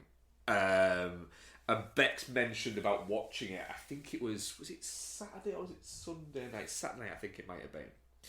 And Bex just mentioned about watching Jaws. Is Bex with us? She's not. No, she's okay. she's currently stuck in traffic getting home. Oh shit! Okay, sorry. She's had one of those days, I think, as Bex. Yeah, I very much see her getting and going, we're off for a pint and you don't have a fucking choice in Fair my enough. future. Fair enough. From that. So we watched Jaws, and right, so I'm going to say it now. Jaws is fucking brilliant. It is great. It is still, even after seeing it as many times as I've seen it, it's still really engaging. It's still really fun. When the fucking shark appears, you still do go fucking shit. When it just like when it appears, when he's chucking the chum into the sea, and he's kind of like half chewing out Richard Dreyfuss because he's not doing it, and he's having to just be like the fucking chum chugger there. However, I do have a complaint about it. And it's a very mild complaint. Interesting. But, right, so when they first go out on the boat, when you've got Scheider, Sean, Dreyfuss, Dreyfuss is fucking brilliant in this, by the way. When they first go out on the boat to catch Jaws, there's too long. It's too long, that section. You could cut 1/4 of an hour out of that, I think, and it still be as effective a movie. It just... It feels like it's treading water for a little bit, and it feels a little bit baggy at that moment. And I know there's going to be people listening going, shut the fuck up on that. But I was there going, there's a lot of air going out of this balloon right now. Yep. Like end of second act, first bit of the third act. Yep. There's 15 minutes you could take out of that. Yeah, easy. And it Easy. just have a tighter fucking movie. And it almost feels like it's there because they were filming bits whilst they were trying to get the shark to work. Yeah, well, I could not agree more with that. Yeah. But it's a fucking great time, is Jaws. It's just a really... I know it's like, yeah, like the War is Hell. Yeah, Jaws is good. But it is fucking brilliant. And the shark is still fucking terrifying. Hey, look, I've seen Jaws in the cinema twice. Like, there was the I've seen IMAX cinema anniversary. Once, There was the IMAX anniversary last year, and then 10 years before that, there was a re-release in the cinema, and I saw it then. That's when I saw it. Yeah, and it's like, hey, look, I would watch Jaws on the big screen once every 10 years until the day I die.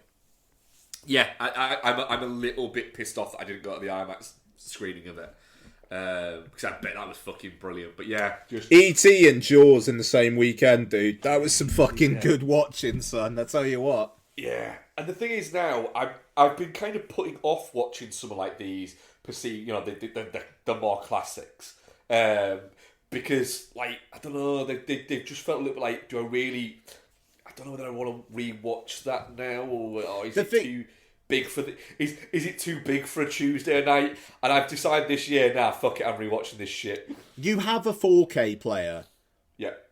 If you get the discs, you will watch these films in the best way you will likely ever watch them at home. Yeah. Just do it. I got the Godfather trilogy 4K for Christmas. Like, that motherfucker is going on this year at some point, believe me. Yeah, and that'll be a fucking great time. Yeah. Yeah. What else you got? So my last one, I took myself off to the cinema and I saw A Man Called Otto. Oh, yeah, you did, didn't you? The Man Near Stockholm. Whatever we want to call it. I cannot remember what that film is called, but A Man Called Otto. So, a remake of a Swedish film, A Man Called Ove. Never seen that film before. And I approached this... fuck's sake, no. Yeah, alright. Sorry. And I approach this being I am going to the cinema to watch something because I want to go to the cinema and watch something. A Man Called Otto is fucking great. It's great. I really, really enjoyed this. But I think it maybe needs a little bit of a trigger warning because I wasn't expecting that this film is about a guy who is trying to kill himself and tries to kill himself multiple times through the course of the film, but is interrupted by things. And then through the course of the film, learns to realise that life is actually worth living. Yeah, the trailer does not give that off. Nope. Nope. Nope. He's a cranky old man who warms up to people because of a family that move in by him. That's what the trailer says. And this film kind of does that, but also there are other neighbours, and also he is constantly trying to kill himself. The opening scene of this film is Tom Hanks at a DIY store buying shit so that he can hang himself, and then getting annoyed because of the fact that he's ordered enough rope to justify going up to the next price bracket of rope. But he's like, but I paid for this amount of rope, not that amount of rope. Why are you charging me for that amount of rope? Charge me for this amount of rope. And like he calls his his gas company to turn off the gas in his home, and they're saying that they'll have to charge him for the rest of the month, and he's saying, well, why do you have to do that? I'm saying I want to quit, like turn off my gas now. Turn it off. So all this like real weird principle of the matter stuff before he kills himself. And that's in the opening titles. Fucking hell. So yeah, but the thing is, you kind of understand what he's going for there. Like, these are things where if you didn't care as much because of life beating you down as it had him, that you'd be like, yeah, go you. But this family moves in and he learns to love life again. And it's rather beautiful, I thought. It's been getting some fairly sniffy reviews. People have basically been calling it Nice Gran Torino. Which is probably, I think is on the face of it fair, but people have been saying a little that bit as a criticism. It seems a little bit like that. Seems a little bit lazy. yeah, and it is. I think it's more than that. It's very, very sincere. It really wants to give you a story about how, even though life can be shit and give you tragedy, that there are good people around you who can help and who you can help. Yeah, I thought it was really quite touching, and it's got a last 10-15 minutes or so that were just like, yeah, quite something. I really, really enjoyed it. It's and it's interesting as well. It released limited release in the US. It was expected to do about $3 million, and it did 4.5. It seems to have responded, like, because it's limited release. It seems that people have taken to it, and I could see why. It's a very uncynical bit of work. It's one where you have to, have to go with what it's selling, I think. But I was quite moved by it, I'll be honest. And Tom Hanks is Tom Hanks. He's very good. I mean, the cast generally are actually really good. That's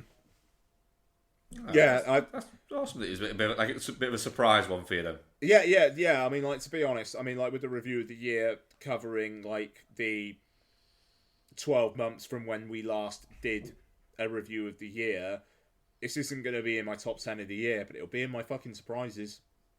Nice. Honestly, I really, really liked it. I really liked it. Good. Yeah, so Man Called Otto. Cool, right. We've still got no Becky. She's currently stuck in traffic because there's loads of like road closures apparently. So we'll get on with the Pale Blue Eye. We're saving this. However, she did text me earlier and said if you need to see the Pale Blue Eye, do it. I don't have that much to say. It's too long. Okay, all right. I was going to suggest do we record it tomorrow, but if she said that, fine. Yeah, she was not the biggest of fans of this movie. Yeah, so the Pale Blue Eye, written and directed by Scott Cooper, based on the book The Pale Blue Eye. Stars Christian Bale, Harry Melling, Simon McBurney, Timothy Spall, Toby Jones, Charlotte Gainsbourg's there, Robert Duvall's there, Gillian Anderson's there, Lucy Boynton's there, our boy Fred's there. Yeah, it's a bit of a cast. And what is it the story of? Well, I'll just find the IMDb thing, as I like to do with these things, because they tell it better than I do. The Pale Blue Eye. A world-weary detective is hired to investigate the murder of a West Point cadet.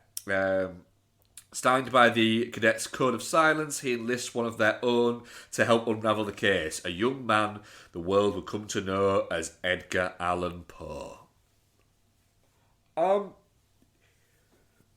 Scott Cooper's a very divisive filmmaker.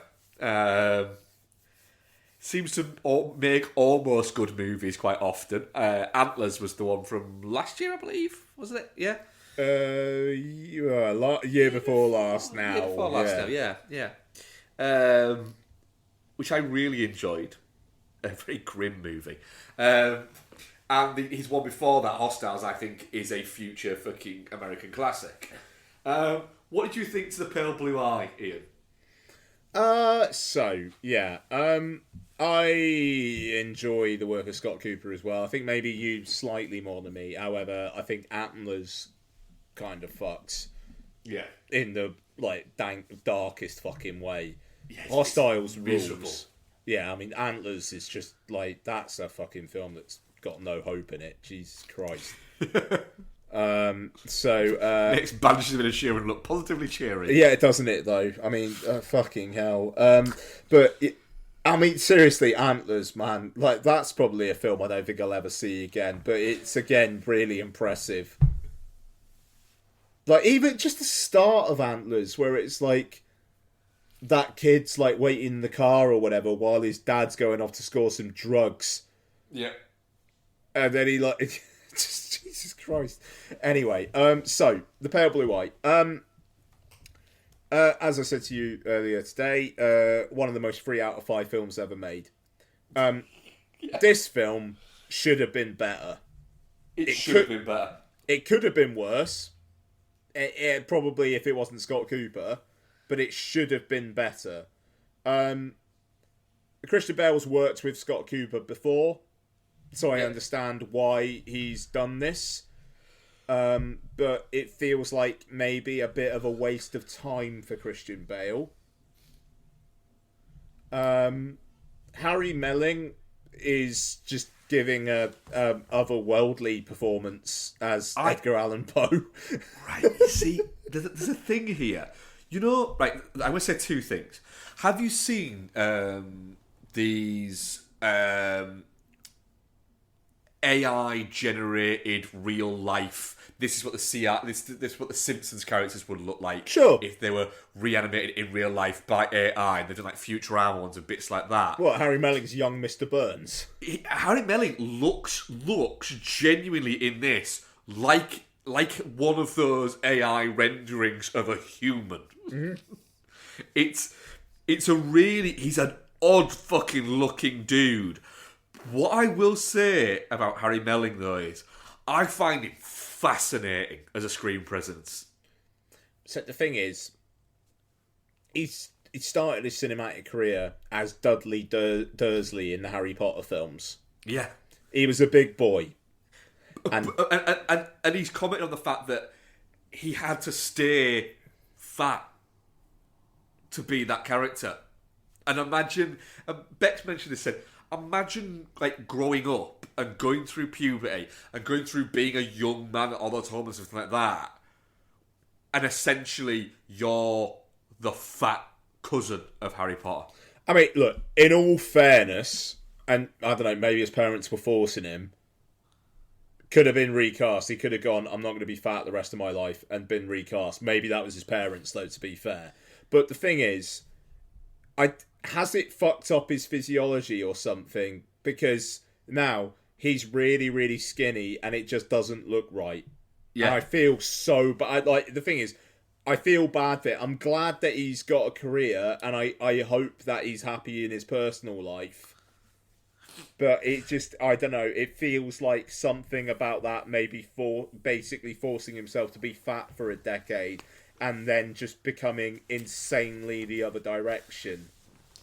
I think he's really interesting in the sense that he's very much... Cause I saw an interview with him about a year or so ago, and he was talking about the fact that I think it was around when The Queen's Gambit came out, because he's in that, isn't he? Sure. And he was saying, look, I've not made Daniel money out of Harry Potter, but I've made enough to be a very comfortable man entering his 30s out of Harry Potter. You know, he was saying, I never want to be a movie star. I want to be in films or be in TV things or be in theatre. And then I want to just go back to my fairly normal life outside of it all. And I can do that because of Harry Potter.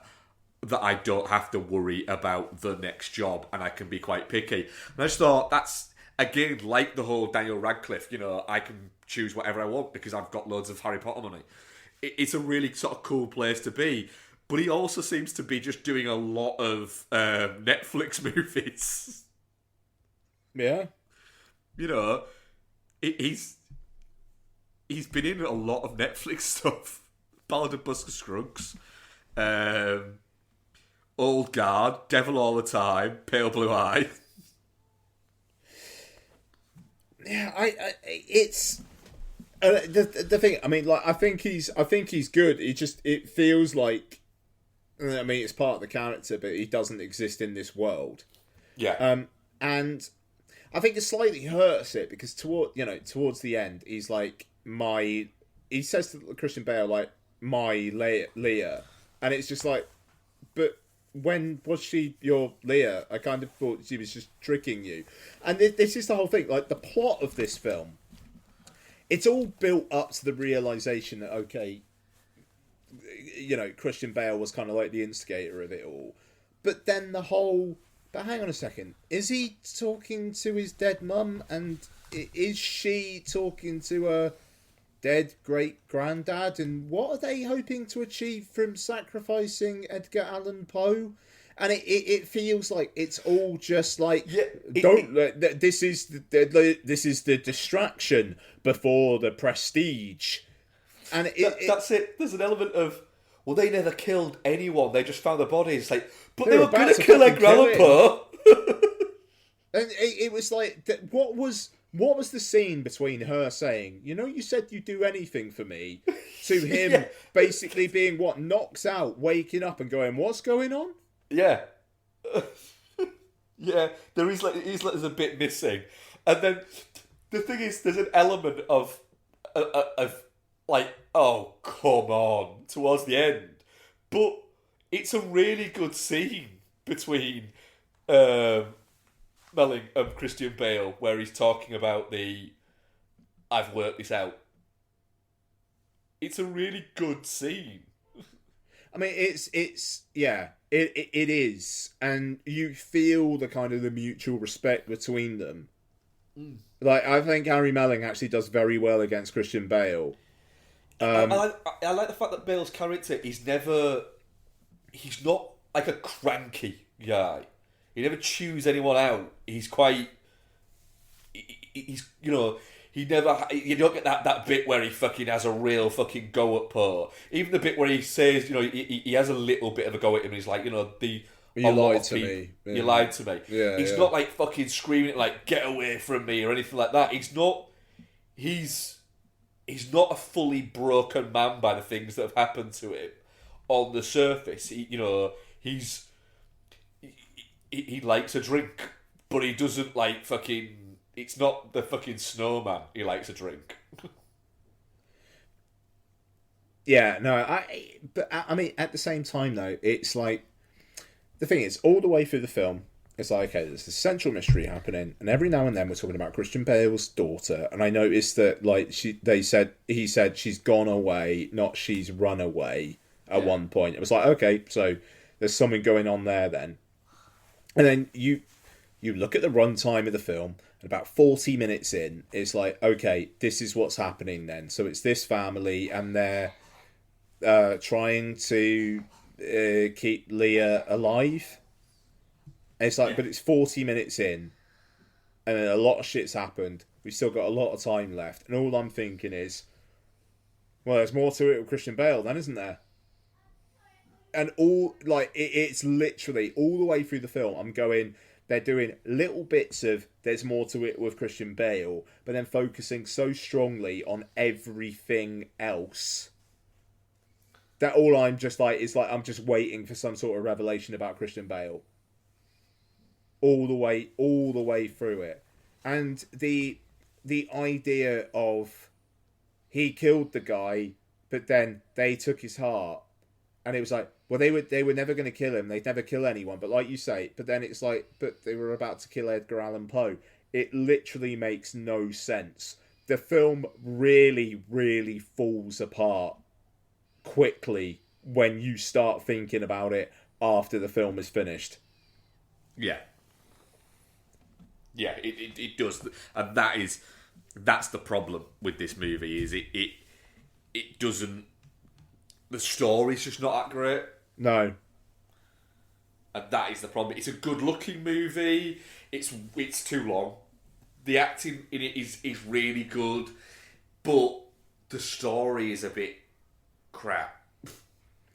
And it's a mystery without that much mystery, and then it's a twist that you go, I'm not sure that works. No, yeah. But I mean, it looks good. It looks like a film. You know, which, hey, it's a Netflix film, so that's something.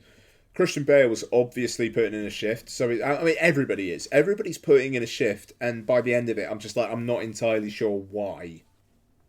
Yeah. Nice to see Rob Duval again in something. Sure, a couple of scenes. Bosses it. Sure.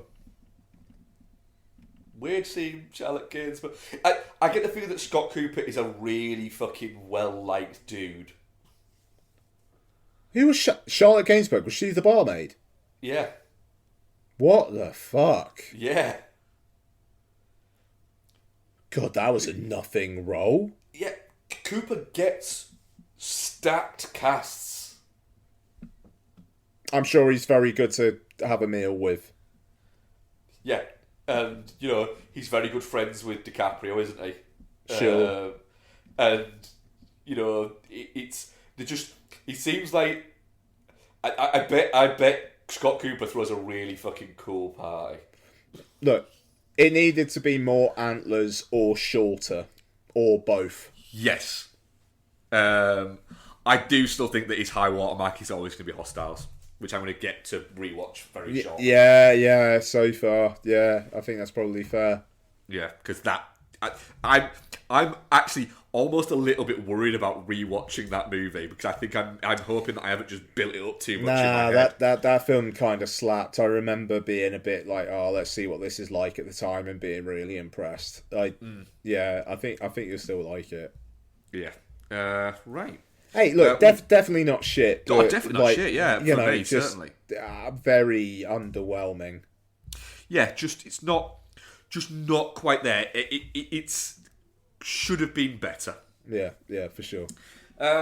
Audience poll, definitely not shit, 86%, and Geostorm 14%. Sure. Yeah, I'm alright with that. Right, questions. We do have some.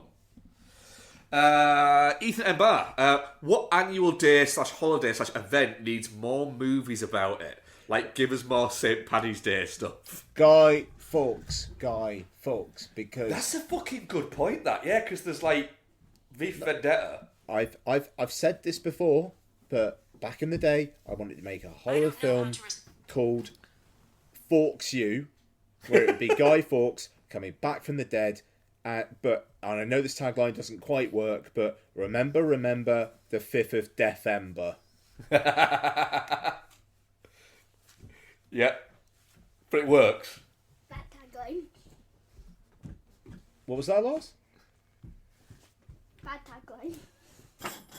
What did I say? Remember the 5th of... December? Yeah. Yeah. Oh, it's creepy, yeah, but it's not swearing. Yeah, you saw on that one. Yeah, he had a text me earlier. Yeah, he did. Yeah, she texted me during the show saying, Daddy, stop swearing. And then he said poop. Yeah, I responded with poop, and then the poop emoji.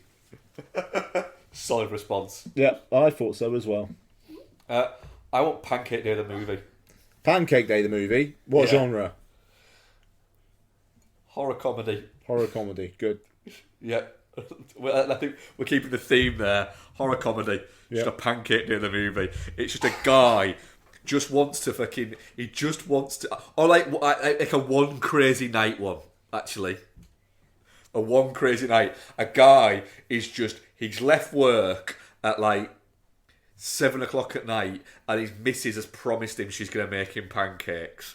and he's just all he's got to do is get home, and it's only like a 20-minute journey, but just all kinds of fucking shit just goes wrong. And then the last scene is him just sitting down, just completely just like fucking covered in just fucking dirt and fucking smoke. His clothes half ripped off, and him just sitting down and eating the fucking pancakes as the fucking credits are just rolling along from Good. him. That, with just fucking chaos going on around him. Yeah, that's what I want. Sounds good. A bit like Miracle Mile, but fucking just that. Rick Kidd. After Edgar Allan Poe in The Pale Blue Eye, which real-life figure would you like to see as a character in a murder mystery film? Right, that guy who... Shackleton. I want to see Shackleton in a murder mystery. That'd be good, actually, yeah. That would be good. Because you kind of think that he would have thought of all sorts of ways to both survive and kill while on that journey. Yeah. There's not that much else to do, is there? Fucking hell. Historical figure involved in a murder mystery. I want someone quite boring. Someone like really fucking just someone really dull, but I can't think of anybody. Who invent the Wright brothers? Yeah, the Wright brothers, yeah, are involved in a murder mystery plot there. But the Wright brothers are played by Will Ferrell and John C. Reilly. Good choice. Yeah, they're trying to invent, what is it? But like one of the people who is also trying to invent the guy who invented that weird fucking plane where it was just loads of like fucking wings just stacked on top of each other. He gets murdered. The Wright brothers are implicated in the murder, and they have to kind of clear their own names. And the surviving members of Wings are invited. Yes. Yeah, fucking hell. How would you have done it again? Ian, what are we covering next week? So, it's time. It's Mithrigan, baby. It is. It's Mithrigan and Empire of the Light. Empire. I am literally Friday night, 20 to 5, Empire of Light, 7:10, Mithrigan. Are you out of one straight into Mithrigan? Hell yeah. Oh, that's a good time. That is. Hell yeah. Can't wait. Because Empire of the Light is not getting good reviews. No, it's not. But let's see how it goes. I'm assuming Ennis Men is not playing around you. It feels like that's got a release basically nowhere. Yeah, I don't think it's playing near us. Yeah, Yeah, I'll get to Empire of the Light and Mithrigan, obviously. I had a ticket to an advanced screening of Ennis Men with a Q&A by Mark Jenkin, the director, on Sunday, but obviously my back was fucked, so I couldn't go. So I was gutted. So I'm looking forward to catching up with it. Yeah, I just don't think it's playing near me. Yeah. Let's have a double check. Hey, Skinamarink is also getting some sort of theatrical release this weekend, but I don't think it's very big. But we'll talk about it on the show in the future. But basically the logline for this film is a Shudder original, and it's basically two kids wake up in the middle of the night, and their dad's gone. There's no parents there. All the windows and the doors to their house has disappeared, but the TV is on. And that's how, apparently that's how the film starts. All right, that had me intrigued. Yeah.